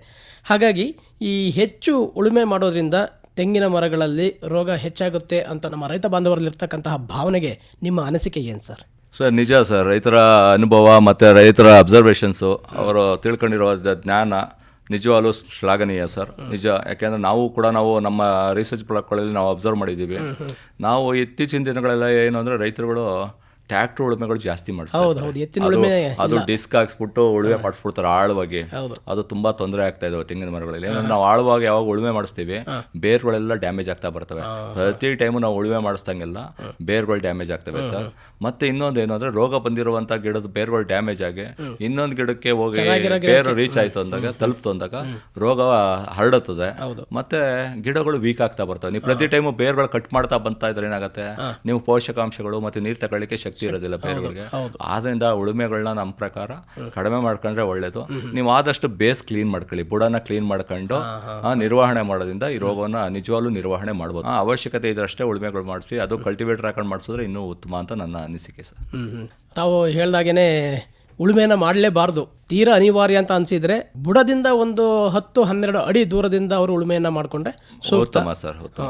ಸರ್, ಇನ್ನೊಂದು ಪ್ರಮುಖವಾದಂತಹ ವಿಚಾರ ಏನು ಅಂತಂತಂದ್ರೆ, ಈ ಜೈವಿಕ ಪದ್ಧತಿ ಮತ್ತೆ ಈ ರಾಸಾಯನಿಕ ಪದ್ಧತಿಗಳಲ್ಲಿ ಯಾವ ಒಂದು ಪದ್ಧತಿಯನ್ನ ಅನುಸರಿಸಿ ರೋಗಗಳನ್ನ ನಿರ್ವಹಣೆ ಮಾಡಬಹುದು ಅಂತ ಹೇಳ್ತೀರಿ? ಈ ಕ್ವಶನ್ಗೆ ನಾನು ನಿಮ್ಗೆ ಇನ್ನೂ ಕರೆಕ್ಟಾಗಿ ಉತ್ತರ ಕೊಡಬೇಕು ಅಂದ್ರೆ ಇನ್ನೂ ಒಂದೆರಡು ಡಿಸೀಸ್ಗಳಿದಾವೆ, ರೋಗಗಳಿದಾವೆ. ಅದರ ಬಗ್ಗೆ ತಿಳಿಸ್ಕೊಟ್ಬಿಟ್ಟು ನಂತರ ಚರ್ಚೆ ಮಾಡೋಣ ಸರ್. ಯಾಕೆಂದ್ರೆ ಇಲ್ಲಿ ಏನು ಅಂದ್ರೆ, ನಾವು ಯಾವಾಗಲೂ ರೈತರುಗಳ ಥಿಂಕಿಂಗ್ ಏನು ಅಂದ್ರೆ, ಒಂದು ಕೆಮಿಕಲ್ ಕೊಟ್ಬಿಟ್ರೆ ರೋಗ ಕ್ಲಿಯರ್ ಆಗ್ಬಿಡ್ತದೆ, ವಾಸಿ ಆಗ್ಬಿಡ್ಬೇಕು ಅನ್ನೋ ಒಂದು ಭಾವನೆ. ಆದ್ರೆ ತೆಂಗಿನಲ್ಲಿ ಆ ರೀತಿ ಆಗಲ್ಲ ಯಾವುದೇ ಕಾರಣಕ್ಕೂ. ತೆಂಗು ಯಾಕಂದ್ರೆ ಬಹುವಾರ್ಷಿಕ ಬೆಳೆ, ಮತ್ತೆ ತೋಟಪಟ್ಟಿ ಬೆಳೆ, ಪ್ಲಾಂಟೇಶನ್ ಕ್ರಾಪ್ಸ್, ಇವೆಲ್ಲ ನೀವು ಯಾವುದೇ ಕಾರಣಕ್ಕೂ ಕೆಮಿಕಲ್ ಸಿಂಪಡಣೆ ಮಾಡಿ ನಾವು ಬೇರಿಂದ ಕೊಟ್ಬಿಟ್ಟು ನಾವು ರೋಗವನ್ನು ನಿರ್ವಹಣೆ ಮಾಡ್ಕೋತೀನಿ ಅಂದ್ರೆ ಯಾವುದೇ ಕಾರಣಕ್ಕೂ ಸಾಧ್ಯ ಇಲ್ಲ. ಇಲ್ಲಿ ಯಾವಾಗಲೂ ಅಷ್ಟೇ ಬರೀ ರಾಸಾಯನಿಕ ಪದ್ಧತಿಯಿಂದ ನಾವು ಯಾವುದೇ ಕಾರಣಕ್ಕೂ ಯಾವುದೇ ಒಂದು ರೋಗವನ್ನ ಪ್ಲಾಂಟೇಶನ್ ಕ್ರಾಪ್ಸ್ ಅಲ್ಲಿ ಕಡಿಮೆ ಮಾಡ್ಲಿಕ್ಕಾಗಲ್ಲ. ಸಮಗ್ರ ನಿರ್ವಹಣಾ ಪದ್ಧತಿಯಿಂದ ಮಾತ್ರ ನಾವು ಮಾಡ್ಕೊಳ್ಬಹುದು. ನಾವೇನಂದ್ರೆ ಕಲ್ಚರಲ್ ಪ್ರಾಕ್ಟೀಸಸ್ ಅಂತ ಹೇಳಿದೆ, ಯಾವಾಗ ಈಗ ಸಪರೇಟ್ ಮಾಡಬೇಕು ಗಿಡಗಳೆಲ್ಲನೂ, ಮತ್ತೆ ಉಳುಮೆಗಳು ಕಡಿಮೆ ಮಾಡ್ಕೊಳ್ತಾ ಬರಬೇಕು. ಸಾಧ್ಯ ಆದ್ರೆ ಹಸಿರೆಳೆ ಗೊಬ್ಬರಗಳನ್ನ ಬೆಳೆದ್ಬಿಟ್ಟು ಮಣ್ಣಿಗೆ ಸೇರಿಸ್ತಾ ಬರಬೇಕು, ಬೇವಿನ ಹಿಂಡಿನ ಸೇರಿಸಬೇಕು ಮಣ್ಣಿಗೆ, ಮತ್ತೆ ಜೈವಿಕ ಶಿಲೀಂಧ್ರನಾಶಕಗಳು, ಟ್ರೈಕೋಡರ್ಮಾ ಇವೆಲ್ಲನೂ ಆಡ್ ಮಾಡ್ತಾ ಬರಬೇಕು ಮಣ್ಣಿಗೆ. ಅವಾಗ ಏನಾಗುತ್ತೆ, ನಿಮ್ಗೆ ಮಣ್ಣಲ್ಲಿರುವಂತಹ ಕಣಗಳು ಕಡಿಮೆ ಆಗ್ತಾ ಬರ್ತವೆ, ಉಪಯುಕ್ತವಾಗಿರುವಂತಹ ಕಣಗಳು, ಸೂಕ್ಷ್ಮಾಣು ಜೀವಿಗಳು ಬೆಳೀತಾ ಹೋಗ್ತವೆ. ಅವು ಆಟೋಮೆಟಿಕ್ ಆಗಿ ನಿಮಗೆ ರೋಗದ ಕಣಗಳು ಕಡಿಮೆ ಮಾಡ್ತಾ ಬರ್ತವೆ. ಇವೆಲ್ಲ ಏನು ಒಂದ್ ದಿನಕ್ಕೆ 2 ದಿನಕ್ಕೆ ಆಗುವಂತ ಕೆಲಸ ಅಲ್ಲ, ಇದು ಕಂಟಿನ್ಯೂಸ್ ಪ್ರೋಸೆಸ್. ದಿನಗಳು ವರ್ಷಗಳು ತಗೊಳ್ತವೆ. ನಿಧಾನವಾಗಿ ಇವಾಗ ಮಾಡ್ತಾ ಹೋಗ್ತಾ ಇದ್ರೆ ಜೀವಾಮೃತ ಅವೆಲ್ಲ ಮಾಡ್ಕೊತಾ ಹೋಗ್ತಿದ್ದಾರೆ ರೈತರುಗಳು. ಅವ್ರ ಮಣ್ಣುಗಳೆಲ್ಲ ಚೆನ್ನಾಗೇ ಇದಾವೆ. ಅದು ಉದಾಹರಣೆ ಪಕ್ಕದ ರೈತರುಗಳು ನೋಡಿದ್ರೆ ನಾವು ಕಲ್ತ್ಕೊಳ್ಬಹುದು ಎಷ್ಟೋ ವಿಷಯಗಳನ್ನ. ಅವೆಲ್ಲ ಮಾಡ್ತಾ ಹೋದ್ರಿಂದ ಏನಾಗುತ್ತೆ, ಮಣ್ಣಿನ ಆರೋಗ್ಯ ಸುಧಾರಿಸ್ತಾ ಬರ್ತದೆ. ನಾವು ಯಾವಾಗ ಮಣ್ಣಿನ ಆರೋಗ್ಯವನ್ನು ಸುಧಾರಿಸ್ತೀವಿ ಅವಾಗ ನಮ್ಮ ಬೆಳೆಗಳು ಉತ್ತಮವಾಗಿರ್ತವೆ. ಇದು ಮತ್ತೆ ನಾನು ಇನ್ನೊಂದು ಈ ಪ್ರದೇಶದಲ್ಲಿ ಕಂಡು ಬರುವಂತ ಪ್ರಮುಖವಾದ ರೋಗ ಕಾಂಡ ಸೊರೋ ರೋಗ ಅಂತ ಹೇಳ್ತೀವಿ ಸರ್. ನಮ್ಮ ಅರಸೀಕೆರೆ ಭಾಗದಲ್ಲಿ, ಮತ್ತೆ ತಿಪ್ಟೂರು, ಮತ್ತೆ ಕಡೂರು, ಈ ಭಾಗದಲ್ಲಿ ಎಲ್ಲ ತಾವು ಕಂಡು ಬರುವಂತಹ ರೋಗಗಳು ಇವು. ಅಣಬೆ ರೋಗ ಒಂದು, ಕಾಂಡ ಸೊರ ರೋಗ. ಕಾಂಡ ಸೊರ ರೋಗ ಕೂಡ ಇದು ಒಂದಕ್ಕೊಂದು ಶಿಲೀಂಧ್ರದಿಂದ ಬರುವಂತ ರೋಗವೇ ಇದು ಕೂಡ. ಇಲ್ಲಿ ಏನು ಅಂದ್ರೆ, ಕಾಂಡ ಸೊರ ರೋಗದಲ್ಲಿ ಬಹಳ ಇಂಪಾರ್ಟೆಂಟ್ ನಾವು ಗಮನದಲ್ಲಿ ಇಟ್ಟುಕೊಂಡಿರ್ಬೇಕಾದಂಥ ಅಂಶಗಳು ಏನಂದ್ರೆ, ಯಾವುದೇ ಕಾರಣಕ್ಕೂ ಗಾಯಗಳು ಮಾಡಬೇಡಿ ಗಿಡಗಳಿಗೆ. ಟ್ರ್ಯಾಕ್ಟರ್ಗಳು ಉಳುಮೆ ಮಾಡಕ್ಕೆ ಹೇಳ್ಬಿಡ್ತೀವಿ, ಉಳುಮೆ ಮಾಡುವಾಗ ಟ್ರ್ಯಾಕ್ಟರ್ ಅವನು ಪಾಪ ಅವನು ಓಡಿಸುವಾಗ ಒಂದು ಗಾಯ ಮಾಡ್ಬಿಡ್ತಾನೆ, ಒಂದು ಗಾಯ ಅಲ್ವಾ ಬಿಡು ಅಂತ ನಾವು ಸುಮ್ಮನೆ ಆಗ್ಬಿಡ್ಬೋದು. ಮತ್ತೆ ಕೆಲವು ಟೈಮ್ ಏನ್ ಮಾಡ್ತೀವಿ ನಾವು, ಕುಡುಗೋಲು ಅವೆಲ್ಲ ಇಟ್ಕೊಂಡಿರ್ತೀವಿ. ನಮ್ಗೊಂದು ಅಭ್ಯಾಸ ನಮ್ಮ ರೈತರು, ಕುಡುಗೋಲ ತೆಂಗಿನ ಮರಕ್ಕೆ ಸಿಕ್ಸೋದು, ಅವೆಲ್ಲ ಗಾಯಗಳಾಗಬಾರ್ದು. ಮತ್ತೆ ಇನ್ನೊಂದು, ಈ ಶಿಲೀಂಧ್ರಕ್ಕೆ ಬೇಕಾಗಿರುವಂತಹ ವಾತಾವರಣ ಏನಂದ್ರೆ, ಈಗ ನಾವು ಕಂಟಿನ್ಯೂಸ್ ಆಗಿ ಒಣಗಿಸ್ಬಿಟ್ಟಿದ್ದೀವಿ. ಈಗ ಬೇಸಿಗೆನ ನಾವು ನೀರೇ ಕೊಡಕ್ಕಾಗಲ್ಲ, ನಮ್ದೇನೋ ಅವಶ್ಯಕತೆ, ನಮ್ಗೆ ನೀರಿನ ಸೌಕರ್ಯ ಇರಲ್ಲ, ನಾವು ನೀರು ಕೊಡಕ್ಕಾಗಲ್ಲ. ಈಗ ಸಡನ್ ಆಗಿ ಮಳೆ ಬಂದ್ಬಿಡ್ತದೆ, ಅತಿಯಾಗಿ ತೇವಾಂಶ ಬರ್ತದೆ. ಅತಿಯಾಗಿ ಒಣಗಿಸೋದು, ಅತಿಯಾಗಿ ತೇವಾಂಶ ಕೊಡುವಂಥದ್ದು, ಇವೆರಡು ಕಂಡೀಷನ್ಸ್ ಇದಕ್ಕೂ ಕೂಡ ಅಷ್ಟೇ. ತುಂಬಾ ಜಾಸ್ತಿ ನೀರು ಕೊಟ್ಟು ಇಟ್ಕೊಳಕ್ ಹೋಗಬಾರ್ದು. ಅದೇ ಯಾವಾಗಲೂ ಅಷ್ಟೇ ನೀರನ್ನ ಅವಶ್ಯಕತೆ ಇದ್ದಷ್ಟು ಕೊಡ್ಕೊತಾ ಹೋಗ್ಬೇಕು. ಇದ್ರಲ್ಲೂ ಅಷ್ಟೇ ವೆಟ್ ಕಂಡೀಷನ್ಸ್ ಜಾಸ್ತಿ ಆಗಬಾರ್ದು, ಇದಕ್ಕೆ ತುಂಬಾ ನೀರು ಕೊಡಕ್ ಹೋಗಬಾರ್ದು. ಅವರೇಜ್ ಆಗಿ ಮೇಂಟೈನ್ ಮಾಡ್ಕೊಳ್ಳೋದ್ರಿಂದ ಈ ರೋಗವನ್ನ ನಾವು ನಿರ್ವಹಣೆ ಮಾಡ್ಕೊಳ್ಬಹುದು. ಈ ರೋಗದ ಲಕ್ಷಣಗಳಿಗೆ ಬಂತು ಅಂದ್ರೆ ಸರ್, ಮೊದಲು ಈ ರೋಗ ಹೇಗೆ ಹರಡ್ತದೆ ಅಂತ ಫಸ್ಟ್ ತಿಳ್ಕೊಳ್ಳೋಣ. ಯಾಕಂದ್ರೆ ರೋಗದ ಲಕ್ಷಣಗಳಿಗಿಂತ ಬಹಳ ಇಂಪಾರ್ಟೆಂಟ್. ಇದ್ರ ರೋಗದ ಕಣಗಳೆಲ್ಲ ಏನಂದ್ರೆ, ನಿಮ್ಗೆ ಈಗ ಗರಿ ಮೊಟ್ಟೆಗಳು ಬಿದ್ದಿರ್ತವೆ, ಮತ್ತೆ ಕಾಂಡ ಭಾಗಗಳು ಬಿದ್ದಿರ್ತವೆ, ಅದ್ರ ಮೇಲೆ ರೋಗದ ಕಣಗಳು ಉಳ್ಕೊಂಡಿರ್ತವೆ, ಮಣ್ಣಿಗೆ ಸೇರ್ಕೊಂಡು ಉಳ್ಕೊಂಡಿರ್ತವೆ. ಇವು ಬೇರೆ ಮುಖಾಂತರ ಏನು ಹರಡುವಂತ ರೋಗ ಅಲ್ಲ ಇದು. ಇದೇನು ಅಂದ್ರೆ, ನಿಮಗೆ ಗಾಳಿಯಲ್ಲಿ ಗಾಯ ಮಾಡ್ತೀರಾ, ಗಾಯ ಮಾಡಿದಾಗ ರೋಗದ ಕಣಗಳು, ಮಳೆ ನೀರು ಬೀಳ್ತದಲ್ಲ ಮಣ್ಣಿನ ಮೇಲೆ, ಮಳೆ ನೀರು ಬಿದ್ದಾಗ ಮಣ್ಣು ಹಾರ್ತದೆ ಕಾಂಡ ಭಾಗಕ್ಕೆ. ಅಲ್ಲೇನಾದ್ರು ಗಾಯ ಇತ್ತು ಅಂದ್ರೆ ಈ ಗಾಯದ ಮುಖಾಂತರ ರೋಗದ ಕಣಗಳು ಒಳಕ್ ಹೋಗ್ತವೆ. ಇದು ಏನು ಅಂದ್ರೆ, ಸುಮ್ಮನೆ ಬೇರಿನ ಮುಖಾಂತರ ಹೋಗುವಂತ ಶಿಲೀಂಧ್ರ ಅಲ್ಲ ಇದು. ಇದು ಗಾಯಗಳ ಮುಖಾಂತರ ಹರಡುವಂತ ಪ್ಯಾರಾಸೈಟ್. ಅದಕ್ಕೆ ಇದು ವೀಕ್ ಪ್ಯಾರಾಸೈಟ್ ಅಂತ ಹೇಳ್ತೀವಿ. ಇದಕ್ಕೆ ತಾನಾಗೆ ಹೋಗಿ ಇನ್ಫೆಕ್ಟ್ ಮಾಡ್ಕೊಂಡು ಮನೆ ಡೋರ್ ತಟ್ಬಿಟ್ಟು ಅದೇ ಮನೆ ಒಳಗೆ ಹೋಗುವಂತದಲ್ಲ. ಮನೆ ಡೋರ್ಗಳು, ಬಾಗಿಲುಗಳು ಓಪನ್ ಆಗಿದ್ರು ಮಾತ್ರ ಒಳಗೆ ಹೋಗುವಂತ ಶಿಲೀಂಧ್ರ. ಆದ್ರಿಂದ ಯಾವುದೇ ಕಾರಣಕ್ಕೂ ಗಾಯಗಳು ಮಾಡಬೇಡಿ ತೆಂಗಿನ ಮರಗಳಿಗೆ. ಗಾಯಗಳು ಕಾಯಿಲೆಗಳಾಗದಂಗೆ ನೋಡ್ಕೊಳ್ಳಿ. ಇಲ್ಲಿ ಏನು ಅಂದರೆ ಗಾಯದ ಮುಖಾಂತರ ಕಣಗಳು ಒಳಗೆ ಹೋಗ್ತವೆ ಸರ್. ರೋಗದ ಕಣಗಳು ಒಳಗೋದ ತಕ್ಷಣ ಏನಾಗುತ್ತೆ, ನಿಮಗೆ ಕೆಂಪು ದ್ರಾವಣ, ಕಂದು ಬಣ್ಣ ದ್ರಾವಣ ಅಥವಾ ಕೆಂಪು ಮಿಶ್ರಿತ ದ್ರಾವಣ ವರ್ಕ್ ಸೋಸ್ಲಿಕ್ಕೆ ಪ್ರಾರಂಭ ಆಗುತ್ತೆ. ನಿಮಗೆ ಬ್ಲೀಡ್ ಆಗಕ್ಕೆ ಸ್ಟಾರ್ಟ್ ಆಗುತ್ತೆ. ಕೆಂಪು ದ್ರಾವಣ ಮರದಿಂದ ಬಲಿಕ್ಕೆ ಪ್ರಾರಂಭ ಆಗುತ್ತೆ. ಇಲ್ಲಿ ಅವಾಗಲೇ ಹೇಳಿದ್ದೆ ನಾನು ಹಿಂದೆನೆ, ಇದು ಏನು ಅಂದರೆ ನಿಮಗೆ 3 ಅಡಿಯಿಂದ ಕೊನೆವರೆಗೂ ಹೋಗುತ್ತೆ. ಎಲ್ಲಾದ್ರೂ ಸ್ಟಾರ್ಟ್ ಆಗ್ಬೋದು ನಿಮಗೆ ಬ್ಲೀಡಿಂಗ್ ಪ್ಯಾಚಸ್. ಮತ್ತೆ ಕೆಂಪು ಮಿಶ್ರಿತ ದ್ರವ ಹರಿತಾ ಇರ್ತದೆ ಕಾಂಡಗಳ ಮೇಲೆ ಹರಿತಾ ಅದೇನಾಗುತ್ತೆ, ಒಣಗ್ತದೆ. ಒಣಗದಾಗ ನೀವು ನೋಡಬಹುದು ಕಪ್ಪು ಕಾಣಿಸ್ತಾ ಇರ್ತವೆ. ತೆಂಗಿನ ಮರಗಳೆಲ್ಲ ಕಾಂಡ ಭಾಗ ಎಲ್ಲ ಕಪ್ಪು ಕಾಣಿಸ್ತದೆ. ಇದು ಈ ರೋಗದ ಲಕ್ಷಣ. ಸ್ಟೆಮ್ ಬ್ಲೀಡಿಂಗ್ ಏನು ಅಂದ್ರೆ ನಿಮ್ಗೆ ಎಲ್ಲ ಕೆಂಪು ದ್ರಾವಣ ಸೋಸಿ ಕಪ್ಪಾಗಿರುತ್ತೆ, ಎಲ್ಲ ಕಪ್ಪಾಗಿರ್ತದೆ. ಇದು ಒಂದು. ಮತ್ತೆ ಇದರಿಂದ ಪ್ರಾರಂಭ ಆಗಿದ್ದು ಏನಾಗುತ್ತೆ, ನಿಮ್ಗೆ ಎಲೆಗಳ ಗಾತ್ರ ಕಡಿಮೆ ಆಗ್ತಾ ಬರ್ತದೆ. ಇಲ್ಲೂ ಕೂಡ ಸಂಖ್ಯೆ ಕಡಿಮೆ ಆಗತ್ತೆ. ಮತ್ತೆ ಎಲೆಗಳ ಸಂಖ್ಯೆ ಕಡಿಮೆ ಆಗ್ತಾ ಬರ್ತದೆ. ಮತ್ತೆ ಹೊಸ ಎಲೆಗಳ ಉತ್ಪಾದನೆ ಕಡಿಮೆ ಆಗ್ತಾ ಬರ್ತವೆ. ಹೊಸ ಎಲೆಗಳೇ ಪ್ರೊಡಕ್ಷನ್ ಆಗಲ್ಲ. ಮತ್ತೆ ಇನ್ನೂ ಒಂದು, ನಿಮ್ಗೆ ಅಲ್ಲಿ ರಸ ಸೋರ್ತಾ ಇರುವಂತ ಭಾಗವನ್ನ ನೋಡಿ ಬೇಕಾದ್ರೆ ಒಂದ್ಸತಿ ನೋಡಿದಾಗ ಒಳಗಡೆ ಇರೋ ಅಂಗಾಂಶ ಎಲ್ಲ ಕೊಳ್ತೋಗಿರ್ತದೆ, ಸಾಫ್ಟ್ ಆಗ್ಬಿಟ್ಟಿರ್ತದೆ, ಎಲ್ಲ ಕೊಳಿತಾ ಬಂದ್ಬಿಟ್ಟಿರ್ತದೆ. ಮತ್ತೆ ಇದರಿಂದ ಏನಾಗುತ್ತೆ, ಪೋಷಕಾಂಶಗಳು ಮತ್ತೆ ನೀರು ತಗೊಳ್ಳೋ ಕೆಪಾಸಿಟಿ ಕಡಿಮೆ ಆಗ್ತಾ ಬರ್ತದೆ ಗಿಡಗಳಿಗೆ. ಅದಕ್ಕೆ ಏನಾಗುತ್ತೆ, ತುದಿ ಚೂಪಾಗ್ತಾ ಬರ್ತದೆ, ಚೂಪಾಗ್ಲಿಕ್ಕೆ ಪ್ರಾರಂಭ ಆಗ್ತದೆ, ಸಣ್ಣಕ್ಕಾಗ್ತಾ ಬರ್ತದೆ ತುದಿ. ಮತ್ತೆ ಕೊನೆಗೆ ತುದಿನೇ ಬಿದ್ದೋಗುತ್ತೆ ಈ ಕಾಂಡ ಸೊರ ರೋಗದ್ದು. ಇವಿಷ್ಟು ಸಾಮಾನ್ಯವಾಗಿ ಬರುವಂತ ರೋಗದ ಲಕ್ಷಣಗಳು. ಮತ್ತೆ ಇದು ಸಾಮಾನ್ಯವಾಗಿ ಸರ್ ನಿಮ್ಗೆ ಜಾಸ್ತಿ ಆಗೋದು ಯಾವಾಗ ಅಂದ್ರೆ ಮಳೆಗಾಲದಲ್ಲಿ. ನಾವು ಜುಲೈಯಿಂದ ನವೆಂಬರ್ ತಿಂಗಳು ಏನ್ ಬರ್ತದೆ ಆ ತಿಂಗಳಲ್ಲಿ ಮಳೆ ಜಾಸ್ತಿ ಆಗುತ್ತೆ. ಮತ್ತೆ ಈ ರೋಗನೂ ಜಾಸ್ತಿ ಆಗುತ್ತೆ. ಯಾಕೆ ಮಳೆಗಾಲದಲ್ಲಿ ಜಾಸ್ತಿ ಆಗುತ್ತೆ ಅಂತ ಕೇಳ್ಬೋದು ನೀವು. ನಾನು ಅವಾಗಲೇ ಹೇಳಿದೆ, ಈ ರೋಗ ಹರಡೋದು ಹೆಂಗೆ ಅಂದರೆ, ಒಂದು ಗಾಯದಲ್ಲಿ ರಸ ಸೋರ್ತಾ ಇದ್ರೆ ಇನ್ನೊಂದು ಮರಕ್ಕೆ ರಸ ಹೋಗ್ಬಿಟ್ರೆ ಅಷ್ಟೇ ಆಗತ್ತೆ. ಈಗ ಮಳೆ ನೀರು ಬಿದ್ದರೆ ಮಣ್ಣಲ್ಲಿರುವಂಥ ರೋಗದ ಕಣಗಳು ಮಳೆ ನೀರಿಂದ ಹಾರ್ತವೆ, ಹಾರಿ ಗಿಡದ ಮೇಲೆ ಕೂತ್ಕೋತವೆ, ಅಲ್ಲಿ ರೋಗ ಆಗುತ್ತೆ. ಇಲ್ಲೂ ಅಷ್ಟೇ, ರೋಗದ ರಸ ಸೋರ್ತಾ ಇರುವಂಥ ಭಾಗದಿಂದ ನೀವು ಮಳೆ ನೀರು ಬೀಳ್ತದಲ್ಲ, ಅದು ಬೇರೆ ಗಿಡಗಳಿಗೆ ಹರಡಕ್ಕೆ ಹೋಗ್ಬಿದ್ರೆ, ಈ ಮರಕ್ಕೆ ಬಿದ್ದಿದ್ದ ನೀರು ಪಕ್ಕದ ಗಿಡಕ್ಕೆ ಹೋಗ್ಬಿದ್ರೆ, ಮರಕ್ಕೆ ಹೋಗ್ಬಿದ್ರೆ ರೋಗ ಅದ್ರ ಮುಖಾಂತರ ಹರಡ್ತದೆ, ಮಳೆ ನೀರಿಂದ ಹರಡ್ತದೆ. ಅದಕ್ಕೋಸ್ಕರ ನಾವು ಸಾಮಾನ್ಯವಾಗಿ ಹೇಳ್ತೀವಿ, ಸ್ಟೆಮ್ ಬ್ಲೀಡಿಂಗ್ ಇರುವಂಥ ಫೀಲ್ಡ್ಗಳಲ್ಲಿ ಜಾಸ್ತಿ ಸ್ಪ್ರಿಂಕ್ಲರ್ಸ್ಗಳು ಹಾಕಕ್ಕೆ ಹೋಗಬೇಡಿ. ಸ್ಪ್ರಿಂಕ್ಲರ್ ಇರಿಗೇಷನ್ ಕಾಂಡ ಭಾಗಗಳಿಗೆ ನೀರು ಬೀಳುವಂಥದ್ದು, ಎಸ್ಪೆಷಲಿ ದೊಡ್ಡ ಮರ ಆದ್ರೆ ಏನು ಅನ್ಸಲ್ಲ, ಸಣ್ಣ ಮರಗಳು, ಚಿಕ್ಕ ವಯಸ್ಸಿನ ಮರಗಳು ಇರ್ತಾವಲ್ಲ, ಅಲ್ಲೇನೋ ಸ್ಟೆಮ್ ಬ್ಲೀಡಿಂಗ್ ಇತ್ತು ಅಂದಾಗ ನೀವು ಸ್ಪ್ರಿಂಕ್ಲರ್ ಆಗ್ತು ಅಂದ್ರೆ, ಇದಕ್ಕೆ ಆರಿತ ನೀರು ಪಕ್ಕದ ಗಿಡಕ್ಕೆ ಆರ್ತು ಅಂದ್ರೆ ನೀವೇನೋ ಗೊತ್ತಿಲ್ಲದೇನೆ ಗಾಯ ಮಾಡಿರ್ತೀರೋ, ಇಲ್ಲ ಕಲ್ಲು ಬಿದ್ದು ಇನ್ನೊಂದು ತರ ಗಾಯ ಆಗಿತ್ತು, ಆ ಗಾಯದ ಮುಖಾಂತರ ಈ ರೋಗ ಹರಡುತ್ತದೆ. ಆದ್ರಿಂದ ಯಾವುದೇ ಕಾರಣಕ್ಕೂ ಇದನ್ನ ಮಾಡಬೇಡಿ. ಮತ್ತೆ ಈ ರೋಗದ ಬರ್ಲಿಕ್ಕೆ ಪೂರಕವಾದ ವಾತಾವರಣಗಳು ಎಲ್ಲಿ ಅಂದ್ರೆ, ಈಗ ನಾನು ಅವಾಗಲೇ ಹೇಳಿದೆ, ಕಂಟಿನ್ಯೂಸ್ ಆಗಿ ಡ್ರೈ ಮಾಡ್ಬಿಟ್ಟಿದ್ದೀವಿ, ಸಡನ್ ನೀರು ಕೊಟ್ಬಿಡೋದು, ಅದು ಒಂದು.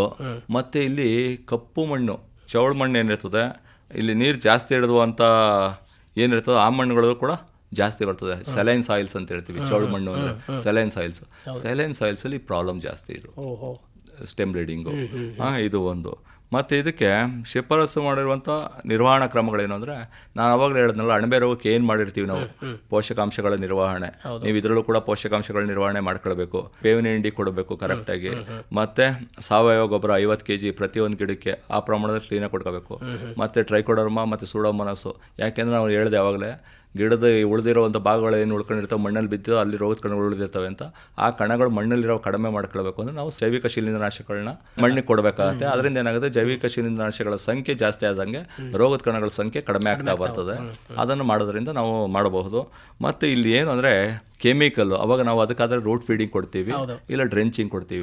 ಇದಕ್ಕೆ ನಾವು ಹಂಗೆ ಮಾಡಕ್ ಬರೋದಿಲ್ಲ. ಇದಕ್ಕೆ ಏನಂದ್ರೆ ಕಾಂಡ ಭಾಗ ಸೋರ್ತಾ ಇರ್ತದಲ್ಲ, ಆ ಸೋರ್ತಾ ಇರೋ ಒಂದು ಭಾಗವನ್ನ ಕೆರಿಬೇಕು. ಯಾಕಂದ್ರೆ ವ್ಯಾಕ್ಸ್ ತರ ಕೋಟಿಂಗ್ ಇರ್ತದೆ, ಕೆರೆದು ಅದಕ್ಕೆ 10% ಪ್ರಮಾಣದ ಬೋರ್ಡೋ ಪೇಸ್ಟ್ ಮಾಡ್ಕೊಂಡು ಪೇಸ್ಟ್ ಬಳಿತೀವಿ. ಇಲ್ಲಾಂದ್ರೆ ತಾಮ್ರದ ಆಕ್ಸಿಕ್ಲೋರೈಡ್, ಕಾಪರ್ ಆಕ್ಸಿಕ್ಲೋರೈಡ್ ಅಂತ ಹೇಳ್ತೀವಿ, ಅದನ್ನ ಪೇಸ್ಟ್ ರೂಪದಲ್ಲಿ ಮಾಡ್ಕೊಂಡು ಬಳಿಬೇಕಾಗತ್ತೆ. ಇಲ್ಲ ಇತ್ತೀಚೆಗೆ ದಿನಗಳಲ್ಲಿ ಕೆಮಿಕಲ್ಸ್ ಎಕ್ಸಾಕೊನಜೋಲ್ ಅಂತ ಹೇಳಿದೆ, ಕಾಂಟಾಫ್ ಅಂತ. ಅದಾದ್ರೆ ಏನಿಲ್ಲ, 100 ಮಿಲಿ ನೀರಿಗೆ 5 ಮಿಲಿಯಷ್ಟು ಕಾಂಟಾಫ್ ಹಾಕೊಂಡು ಅದು ಬ್ರಷ್ ತಗೊಂಡು ಬಳಿಬೇಕಾಗತ್ತೆ. ಅದರಿಂದ ಏನಾಗುತ್ತೆ, ಅದು ಕಾಂಟ್ಯಾಕ್ಟು, ಇದೆಲ್ಲ ಕಾಂಟ್ಯಾಕ್ಟ್ ಡಿಸೀಸ್ಗಳು, ನಿಮಗೆ ಸಿಸ್ಟಮೆಟಿಕ್ ಆಗಿ ಹೋಗೋಂಥ ರೋಗ ಅಲ್ಲ ಇವೆಲ್ಲ. ಎಲ್ಲಿ ಇನ್ಫೆಕ್ಷನ್ ಆಗುತ್ತೆ ಅಲ್ಲಿರ್ತದೆ. ಅದಕ್ಕೋಸ್ಕರ ಅಲ್ಲಿ 5,000ದಿಂದ ಈ ರೋಗವನ್ನು ಕಡಿಮೆ ಮಾಡಬಹುದು. ಮತ್ತು ಇಲ್ಲಿ ರೂಟ್ ಫೀಡಿಂಗ್ ಕೊಡ್ತೀವಿ ಅಂದರೆ, ಇದಕ್ಕೂ ಕೂಡ ನಾವು ಅವಾಗಲೇ ಹೇಳ್ದಂಗೆ ವ್ಯಾಲಿಡಾಮೈಸಿನ್ ಪ್ಲಸ್ ಎಕ್ಸಾಕೊನಜೋಲ್ ಏನಿದೆ 4 ಮಿಲಿ 100 ಮಿಲಿ ನೀರಿನಲ್ಲಿ ಕೊಡೋದ್ರಿಂದ ಇದನ್ನು ಕಡಿಮೆ ಮಾಡೋದು. ನೀವು ರೂಟ್ ಫೀಡಿಂಗು ನಾವು ಹೇಳ್ಬೋದು ಅಷ್ಟೇ, ವಿಜ್ಞಾನಿಗಳು ನಾವು ಹೇಳ್ಬಿಡ್ತೀವಿ ರೂಟ್ ಫೀಡಿಂಗ್ ಕೊಡಿಂದ. ಎಷ್ಟೋ ಜನ ರೈತರುಗಳಿಗೆ ಬೇರುಗಳನ್ನ ಆಯ್ಕೆ ಮಾಡ್ಕೊಳ್ಳೋದು, ಮತ್ತೆ ರೂಟ್ ಮುಖಾಂತರ ಔಷಧಿಗಳು ಕಟ್ಟೋದು, ಇವೆಲ್ಲ ಪ್ರಾಕ್ಟಿಕಲಿಗೆ ಪ್ರಾಬ್ಲಮ್ ಕಷ್ಟ. ಆದಷ್ಟು ಪೋಷಕಾಂಶಗಳ ನಿರ್ವಹಣೆ, ಮಣ್ಣಿನ ಆರೋಗ್ಯವನ್ನು ಸುಧಾರಿಸ್ಕೊಂಡ್ರೆ ನಾವು ರೋಗಗಳನ್ನ ಎಷ್ಟೋನ್ನ ಕಡಿಮೆ ಮಾಡ್ಕೊಳ್ಬೋದು. ಸರ್, ಈಗಾಗಲೇ ಆರಂಭದಲ್ಲಿ ಅಣಬೆ ರೋಗ ಕುರಿತಂತೆ ಹೆಚ್ಚಿನ ಮಾಹಿತಿಯನ್ನು ಮಾಡಿಕೊಟ್ರಿ. ಅದು ಯಾವ ರೀತಿ ಕಂಡುಬರುತ್ತೆ, ಹಾಗೆ ಅದನ್ನು ಯಾವ ರೀತಿ ನಿರ್ವಹಣೆ ಮಾಡಬೇಕು ಅಂತ. ಮತ್ತೊಂದು ರೋಗ ಕಾಂಡಸೋರೋ ರೋಗ, ಇದ್ರ ಬಗ್ಗೆನೂ ಕೂಡ ಹೆಚ್ಚಿನ ಮಾಹಿತಿಯನ್ನು ಮಾಡಿಕೊಟ್ರಿ. ಇನ್ನು ಇತ್ತೀಚಿನ ದಿನಗಳಲ್ಲಿ ನಮ್ಮ ತೆಂಗಿನ ಮರಗಳಲ್ಲಿ ತೊಟ್ಟಿನ ಭಾಗ ಕಪ್ಪಾಗಿ ಕಾಯಿ ಉದುರುತ್ತೆ. ಇದಕ್ಕೆ ಕಾರಣ ಏನಿರಬಹುದು ಸರ್? ಸರ್, ಇಲ್ಲಿ 2 ಥರ ರೋಗಗಳು ಬರ್ತವೆ. ಒಂದು ಸುಳಿಕೊಳೆ ರೋಗ ಅಂತ ಹೇಳ್ತೀವಿ. ಸುಳಿಕೊಳೆ ರೋಗ ನಿಮಗೆ ಸಸಿಗಳನ್ನ ಹಾಕಿದಾಗ ಸ್ಟಾರ್ಟಿಂಗಲ್ಲೇ ಕೊಳಿತಾ ಇರ್ತವೆ ಸಸಿಗಳು, ತುದಿ ಎಲ್ಲ ಕೊಳ್ತೋಗ್ಬಿಟ್ಟು ಸಸಿಗಳು ಸಾಯ್ತಾ ಇರ್ತವೆ, ಅದು ಒಂದು ಲಕ್ಷಣ. ಮತ್ತೆ ಮಳೆಗಾಲದಲ್ಲಿ ಜಾಸ್ತಿ ಆದಾಗ ತುದಿ ಗರಿಗಳು ಏನಿತ್ತು, ಸುಳಿ ಗರಿಗಳು ಹಳದಿಗಾಗ್ಬಿಟ್ಟು ಬಾಕೊಂಡು ಒಂದಕ್ಕೊಂದು ಎಲೆಗಳು ಕೊಳೆತು ಬೀಳ್ತಾ ಇರ್ತವೆ. ಇದು ಸುಳಿಕೊಳೆ ರೋಗದ ಲಕ್ಷಣ. ಇದು ಮಳೆಗಾಲದಲ್ಲಿ ಏನಾದ್ರು ನಿಮಗೆ ಬಂದರೆ ಕಾಯಿಗಳ ಮೇಲೂ ತೊಟ್ಗಳು ಕಪ್ಪಾಗಿ ಕಾಯಿಗಳು ಬೀಳ್ತಾ ಇರ್ತವೆ. ಇದು ಸುಳಿಕೊಳೆ ರೋಗದಿಂದ ಬರುವಂಥ ಲಕ್ಷಣ. ಅದೇ ಈಗ ಇತ್ತೀಚಿನ ಬೇಸಿಗೆ ಕಾಲದಲ್ಲಿ ನಮ್ಗೆ ಜಾಸ್ತಿ ಕಾಣಿಸುತ್ತೆ. ಇನ್ನೊಂದು ಪ್ರಾಬ್ಲಮ್ ಅದು ಎಲೆ ಅಂಗಮಾರಿ ರೋಗ ಅಂತ ಹೇಳ್ತೀವಿ. ಇಲ್ಲಿ ಏನಂದ್ರೆ ಬೇಸಿಗೆಗಾಲ ಬಿಸಿಲು ಜಾಸ್ತಿ ಆದ ಬರುವಂಥ ಎಲೆ ಅಂಗಮಾರಿ ರೋಗದ ಲಕ್ಷಣ. ಅದೇನೋ ತೊಟ್ಗಳ ಹತ್ರ ಕಪ್ಪಾಗತ್ತೆ, ಕಾಯಿಗಳು ಉದುರ್ತಾ ಇರ್ತವೆ. ಇಲ್ಲಿ ಏನು ಅಂದ್ರೆ ನೀವು ಮಳೆಗಾಲ ಆದ್ರೆ ಆದಷ್ಟು ಅಂತರ್ ಬೆಳೆಗಳು ಯಾವುದು ಹಾಕಬಾರ್ದು, ಗಾಳಿ ಬೆಳಕು ಚೆನ್ನಾಗಿ ಆಡುವಂಗೆ ನೋಡ್ಕೊಳ್ಬೇಕು. ಮತ್ತು ಇಲ್ಲಿ ಬೇಸಿಗೆಗಾಲದಾದ್ರೆ ಒಂದು ಸ್ವಲ್ಪ ನೀರು ಜಾಸ್ತಿ ಕೊಡ್ಕೋಬೇಕು, ತಂಪಾಗಿ ಇಟ್ಕೋಬೇಕು ತೋಟಗಳನ್ನ, ಅದರಿಂದ ಮಾಡ್ಕೊಳ್ಬೋದು. ನಾವು ಸಿಂಪಡಣೆ ವಿಷಯಕ್ಕೆ ಬರ್ತೋದ್ರೆ, ನೀವು ಸಿಂಪಡಣೆ ಮಾಡ್ತೀವಿ ಸಣ್ಣ ಗಿಡಗಳಾದರೆ ಅದಕ್ಕೆ ಕಾರ್ಬನ್ಡಿಸಿಮ್ ಸಿಂಪಡಣೆ ಮಾಡ್ಬೋದು 1 ಗ್ರಾಮು ಪ್ರತಿ ಲೀಟರ್ ನೀರಿಗೆ. ಇಲ್ಲ ಅಂದರೆ ರೋಕೋ ಅಂತ ಬರ್ತದೆ, ಟೈಫಿನೆಟ್ ಮೆಥಿಲ್, ಅದನ್ನು 1 ಗ್ರಾಮು 1 ಲೀಟರ್ ನೀರಿಗೆ ಸಿಂಪಡಣೆ ಮಾಡ್ಕೋಬೋದು ಬೇಸಿಗೆಯಲ್ಲಿ. ಅಂಗಮಾರಿ ರೋಗಕ್ಕಾದರೆ, ಸುಳಿ ಕೊಳೆ ರೋಗಕ್ಕಾದರೆ ಮೆಟಲಾಕ್ಸಿಲ್ ಪ್ಲಸ್ ಮ್ಯಾಂಕೋಸಬ್ ಅಂತ ಬರುತ್ತೆ, ರೆಡೋಮಿಲ್ MZ ಅಂತ 3 ಗ್ರಾಮ್ ಪ್ರತಿ ಲೀಟರ್ ನೀರಿಗೆ. ಅದನ್ನ ಏನು ಮಾಡಬೇಕಾಗತ್ತೆ ಅಂದ್ರೆ, ನೀವು ಮೇಲ್ಗಡೆ ಎತ್ಬಿಟ್ಟು ಸುಳಿಗಳ ಕ್ಲೀನ್ ಮಾಡಿಬಿಟ್ಟು ಕೊಳ್ತಿರುವಂಥ ಭಾಗವನ್ನು ತೆಗೆದು ಆ ಸುರಿಯೋದ್ರಿಂದ ನೀವು ಹೊಸ ಎಲೆಗಳು ಬರ್ತವೆ. ಮತ್ತೆ ಕಾಯಿಗಳ ಮೇಲೆ ಸಿಂಪಡಣೆ ಮಾಡೋದ್ರಿಂದ ಈ ರೋಗವನ್ನು ನಿರ್ವಹಣೆ ಮಾಡಬಹುದು. ಸರ್, ಇದುವರೆಗೆ ಸಾಕಷ್ಟು ವಿಚಾರಗಳನ್ನ ತಿಳಿಸ್ಕೊಟ್ರಿ. ಅಂತಿಮವಾಗಿ ಈ ರೋಗಗಳು ಏನು ನಮ್ಮ ತೆಂಗಿನಲ್ಲಿ ಕಂಡುಬರುತ್ತೆ, ಅದನ್ನು ನಿಯಂತ್ರಣ ಮಾಡೋ ಕ್ರಮದ ಕುರಿತಂತೆ ನಮ್ಮ ರೈತ ಬಾಂಧವರಿಗೆ ನಿಮ್ಮ ಕಿವಿ ಮಾತು ಏನು ಸರ್? ನಮಸ್ಕಾರ. ಎಲ್ಲ ರೈತ ಬಾಂಧವರು ಏನು ಅನ್ಕೊಂಡಿರ್ತಾರ, ಒಂದು ಕೆಮಿಕಲ್ ಹೇಳ್ಬಿಡಿ ಸರ್ ನಮ್ಮ ಕಂಟ್ರೋಲ್ ಆಗುತ್ತೆ ಅನ್ಕೊಂಡಿರ್ತೀರ. ಯಾವುದೇ ಕಾರಣಕ್ಕೂ ತೋಟ ಪಟ್ಟಿ ಬೆಳೆಗಳಲ್ಲಿ ನಾವು ಕೆಮಿಕಲ್ಲು ಮತ್ತು ರಾಸಾಯನಿಕಗಳು ಬಳಸಿ ನಾವು ರೋಗವನ್ನು ನಿರ್ವಹಣೆ ಮಾಡ್ತೀವಿ ಅನ್ನೋದು ಸುಳ್ಳು. ನಾವು 5 ವರ್ಷದಿಂದ ನಾನು ಈ ಸಂಶೋಧನೆಯಲ್ಲೇ ಇದ್ದೀನಿ, ತೆಂಗಿನ ಸಂಶೋಧನೆಯಲ್ಲೇ. ನನ್ನ ಅನುಭವದ ಪ್ರಕಾರ ನಾವು ಸಮರ್ಪಕವಾಗಿ ನಿರ್ವಹಣೆ ಮಾಡಬೇಕು. ಬೆಳೆಯನ್ನು ಸಮರ್ಪಕವಾಗಿ ನಿರ್ವಹಣೆ ಮಾಡಿದ್ರೆ ಮಾತ್ರ ರೋಗ ಕಡಿಮೆ ಆಗುತ್ತೆ. ಕೆಮಿಕಲ್ಸಿಂದ ನಾವು ಯಾವುದೇ ಕಾರಣಕ್ಕೂ ರೋಗವನ್ನು ಕಡಿಮೆ ಮಾಡ್ಕೊಳ್ಳಿಕ್ಕಾಗಲ್ಲ. ಆದ್ದರಿಂದ ಮಣ್ಣಿನ ಆರೋಗ್ಯವನ್ನು ನಿರ್ವಹಣೆ ಮಾಡಿ, ಮಣ್ಣಿನ ಆರೋಗ್ಯವನ್ನು ವೃದ್ಧಿಪಡಿಸಿ, ಮತ್ತು ಜೈವಿಕ ಶಿಲೀಂಧ್ರನಾಶಕಗಳನ್ನ ಮಣ್ಣಿಗೆ ಸೇರಿಸ್ತಾ ಬನ್ನಿ. ಮತ್ತು ನೀರು ಮತ್ತು ಕೊಟ್ಟಿಗೆ ಗೊಬ್ಬರಗಳನ್ನ ಸಮರ್ಪಕವಾಗಿ ಕೊಡಿ. ಇವೆಲ್ಲ ಕೊಡೋದ್ರಿಂದ ಆರೋಗ್ಯ ಸುಧಾರಿಸುತ್ತಾ ಬರುತ್ತೆ. ಮಣ್ಣಿನ ಆರೋಗ್ಯ ಮತ್ತು ಗಿಡಗಳ ಆರೋಗ್ಯನೂ ಸುಧಾರಿಸುತ್ತೆ. ಇದರಿಂದ ರೋಗ ತಾನಾಗೆ ಕಡಿಮೆ ಆಗುತ್ತೆ. ಯಾವುದೇ ಕಾರಣಕ್ಕೂ ನೀವು ರಾಸಾಯನಿಕಗಳನ್ನ ಒಂದನ್ನೇ ನಂಬ್ಕೊಂಡು ಯಾವುದೇ ಕಾರಣಕ್ಕೂ ಬೆಳೆಗಳನ್ನು ನಿರ್ವಹಣೆ ಮಾಡ್ತೀವಿ ಅಂತ ಹೋಗಬೇಡಿ. ನಮಸ್ಕಾರ. ಬಹಳ ಒಳ್ಳೆಯದು ಸರ್. ರೈತ ಬಾಂಧವರಿಗೆ ಸೂಕ್ತವಾದಂತಹ ಕಿವಿ ಮಾತನ್ನು ಹೇಳಿದ್ರಿ. ಒಟ್ಟಾರೆ ಇಂದಿನ ಕಾರ್ಯಕ್ರಮದಲ್ಲಿ ತಾವು ತೆಂಗಿನ ಬೆಳೆಯಲ್ಲಿ ಕಂಡುಬರುವ ಪ್ರಮುಖ ರೋಗಗಳು ಹಾಗೆಯೇ ಅವುಗಳ ನಿಯಂತ್ರಣ ಕ್ರಮ ಕುರಿತಂತೆ ಸಾಕಷ್ಟು ವಿಚಾರಗಳನ್ನು ಮಾಡಿಕೊಟ್ರಿ. ಈ ಕುರಿತಂತೆ ಇನ್ನೂ ಹೆಚ್ಚಿನ ಮಾಹಿತಿ ಬೇಕು ಅನ್ನೋದಾದರೆ ನಮ್ಮ ರೈತ ಬಾಂಧವರು ತಮ್ಮನ್ನು ಸಂಪರ್ಕ ಮಾಡೋದು ಹೇಗೆ ಸರ್? ಫೋನ್ ನಂಬರ್ ಇದೆ. ನನ್ನ ಫೋನ್ ನಂಬರ್ ಬಂದು 9945823499. ಈ ನಂಬರಲ್ಲಿ ನನ್ನನ್ನು ಕಾಂಟ್ಯಾಕ್ಟ್ ಮಾಡ್ಬೋದು. ನಿಮಗೆ ಫೋಟೋಗಳು ಕಳಿಸಿದ್ರು ನಾನು ರಿಪ್ಲೈ ಮಾಡ್ತೀನಿ ವಾಟ್ಸಪ್ನಲ್ಲಿ. ಸಮಸ್ಯೆಗಳಿದ್ರೆ ನನ್ನ ಆಫೀಸ್ ಅವರ್ಸಲ್ಲಿ ನೀವು ಕಾಂಟ್ಯಾಕ್ಟ್ ಮಾಡ್ಬೋದು. ತಮ್ಮ ಸಂಪರ್ಕ ಸಂಖ್ಯೆಯನ್ನು ಮತ್ತೊಮ್ಮೆ ಹೇಳಿ ಸರ್. ನನ್ನ ಫೋನ್ ನಂಬರ್ ಬಂದು 9945823499. ಒಳ್ಳೆಯದು ಸರ್. ಇದುವರೆಗೆ ತೆಂಗಿನ ಬೆಳೆಯಲ್ಲಿ ಕಂಡುಬರುವ ಪ್ರಮುಖ ರೋಗಗಳು ಹಾಗೂ ಅವುಗಳ ನಿಯಂತ್ರಣ ಕ್ರಮಗಳ ಕುರಿತಂತೆ ವಿಚಾರಗಳನ್ನು ಮಾಡಿಕೊಟ್ರಿ. ತಮ್ಮೆಲ್ಲ ಈ ಮಾಹಿತಿಗಳಿಗೆ ಧನ್ಯವಾದಗಳು. ನಮಸ್ಕಾರ. ನಮಸ್ಕಾರ ಸರ್. ಇದುವರೆಗೆ ತೆಂಗು ಬೆಳೆಯಲ್ಲಿ ಕಂಡುಬರುವ ಪ್ರಮುಖ ರೋಗಗಳು ಹಾಗೂ ಅವುಗಳ ನಿಯಂತ್ರಣ ಕ್ರಮಗಳು ಈ ಕುರಿತು ಅರಸೀಕೆರೆ ತಾಲೂಕಿನ ಬೋರನಕೊಪ್ಪಲಿನಲ್ಲಿರುವ ತೋಟಗಾರಿಕಾ ಸಂಶೋಧನಾ ಕೇಂದ್ರದ ವಿಷಯ ತಜ್ಞರಾದ ಡಾಕ್ಟರ್ ಸುದರ್ಶನ್ ಅವರೊಂದಿಗಿನ ಸಂದರ್ಶನ ಆಲಿಸಿದಿರಿ. ಇವರನ್ನು ಸಂದರ್ಶಿಸಿದವರು ರಾ ರವಿಶಂಕರ್. ರೈತ ಬಾಂಧವರೇ, ಇದೇ ಸರಣಿಯ ನಮ್ಮ ಮುಂದಿನ ಕಾರ್ಯಕ್ರಮದಲ್ಲಿ ತೆಂಗು ಬೆಳೆಯಲ್ಲಿ ಕಂಡುಬರುವ ಪ್ರಮುಖ ಕೀಟಗಳು ಹಾಗೂ ಅವುಗಳ ನಿಯಂತ್ರಣ ಕ್ರಮಗಳು ಈ ಕುರಿತು ಅರಸೀಕೆರೆ ತಾಲೂಕಿನ ಬೋರನಕೊಪ್ಪಲಿನಲ್ಲಿರುವ ತೋಟಗಾರಿಕಾ ಸಂಶೋಧನಾ ಕೇಂದ್ರದ ವಿಷಯ ತಜ್ಞರಾದ ಡಾಕ್ಟರ್ ಪ್ರಶಾಂತ್ ಅವರೊಂದಿಗಿನ ಸಂದರ್ಶನವನ್ನು ಆಲಿಸಬಹುದು.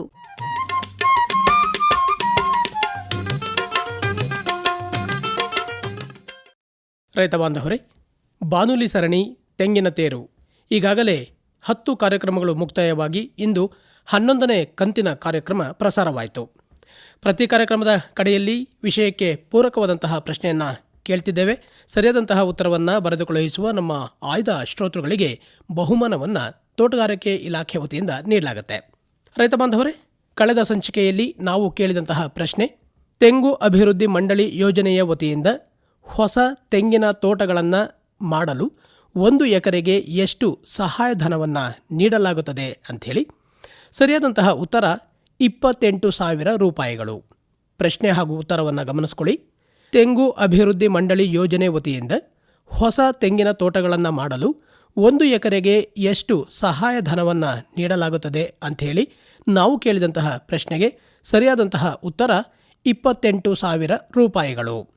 ತುಂಬ ಜನ ಸರಿಯಾದಂತಹ ಉತ್ತರವನ್ನು ಬರೆಯಲು ಪ್ರಯತ್ನ ಮಾಡಿದ್ರಿ, ಆದರೆ ಕೆಲವು ರೈತರ ಉತ್ತರಗಳು ಸರಿಯಾಗಿದ್ದು ನಿಗದಿತ ದಿನದ ಒಳಗಾಗಿ ನಮ್ಮ ಕೈ ಸೇರಿರುವ ಶ್ರೋತೃಗಳ ವಿವರಗಳು ಹೀಗಿದೆ. ಆಲೂರು ತಾಲೂಕು ಕವಳಿಕೆರೆಯ ಕೆಎ ವರದರಾಜು, ಹಾಸನದ KHP ಕಾಲೋನಿಯ ಶಾಂತಿನಿ ಮಂಜುನಾಥ್, ಹಾಸನ ತಾಲೂಕು ತಮಲಾಪುರದ HD ಶ್ರದ್ಧಾ, ಅರಸೀಕೆರೆ ತಾಲೂಕು ಕಾಮಸಮುದ್ರದ KG ನಿರಂಜನಮೂರ್ತಿ, ಬೆಳಗಾವಿ ಜಿಲ್ಲೆ ಗೋಕಾಕ್ ತಾಲೂಕು ಕಿಲ್ಲಾ ಗ್ರಾಮದ ಕುಶ ರಾಮಕೃಷ್ಣ ಬಸರ್ಗಿ, ಅರಸೀಕೆರೆ ತಾಲೂಕು ಹೋರಿ ಮಂಗಳಾಪುರದ MN ನಾಗರಾಜು ಹಾಗೂ ಬೇಲೂರು ತಾಲೂಕು ಅಡಗೂರಿನ D ಧರಣೇಂದ್ರ. ಸರಿಯಾದಂತಹ ಉತ್ತರವನ್ನು ಬರೆದು ಕಳುಹಿಸಿದ ನಮ್ಮೆಲ್ಲ ಈ ಶ್ರೋತೃಗಳಿಗೆ ಧನ್ಯವಾದಗಳು. ಇನ್ನು ಲಾಟರಿ ಮೂಲಕ ಆಯ್ಕೆಯಾದ ಕಳೆದ ಸಂಚಿಕೆಯ ವಿಜೇತರು ಬೆಳಗಾವಿ ಜಿಲ್ಲೆ ಗೋಕಾಕ್ ತಾಲೂಕು ಕಿಲ್ಲಾ ಗ್ರಾಮದ ಕುಶ ರಾಮಕೃಷ್ಣ ಬಸರ್ಗಿ ಹಾಗೂ ಹಾಸನದ KHP ಕಾಲೋನಿಯ ಶಾಂತಿನಿ ಮಂಜುನಾಥ್. ಕುಶ ರಾಮಕೃಷ್ಣ ಬಸರ್ಗಿ ಹಾಗೂ ಶಾಂತಿನಿ ಮಂಜುನಾಥ್ ಅವರಿಗೆ ಅಭಿನಂದನೆಗಳು.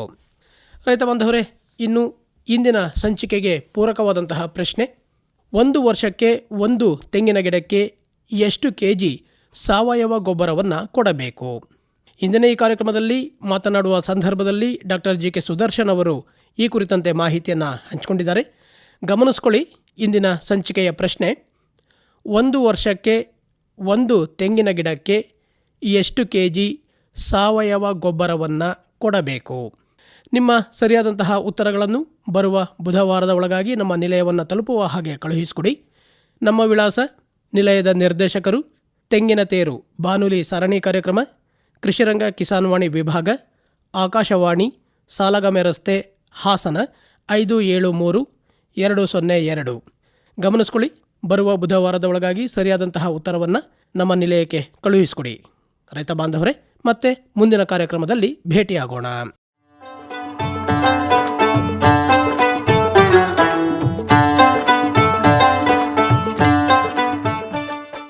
ಇದುವರೆಗೆ ತೆಂಗಿನ ತೇರು ತೆಂಗಿನ ಬೆಳೆ ಕುರಿತ ಸಮಗ್ರ ಮಾಹಿತಿ ನೀಡುವ ಆಕಾಶವಾಣಿಯ ಸರಣಿ ಕಾರ್ಯಕ್ರಮ ಮೂಡಿಬಂತು.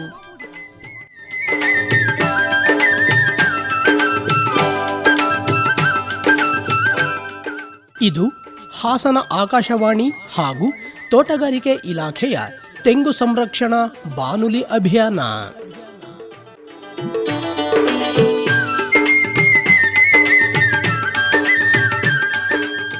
ಪ್ರಸ್ತುತಪಡಿಸಿದವರು ಅರಕಲಗೂಡು ವಿ ಮಧುಸೂದನ್. ನೆರವು ಗೋರಾ ರವಿಶಂಕರ್.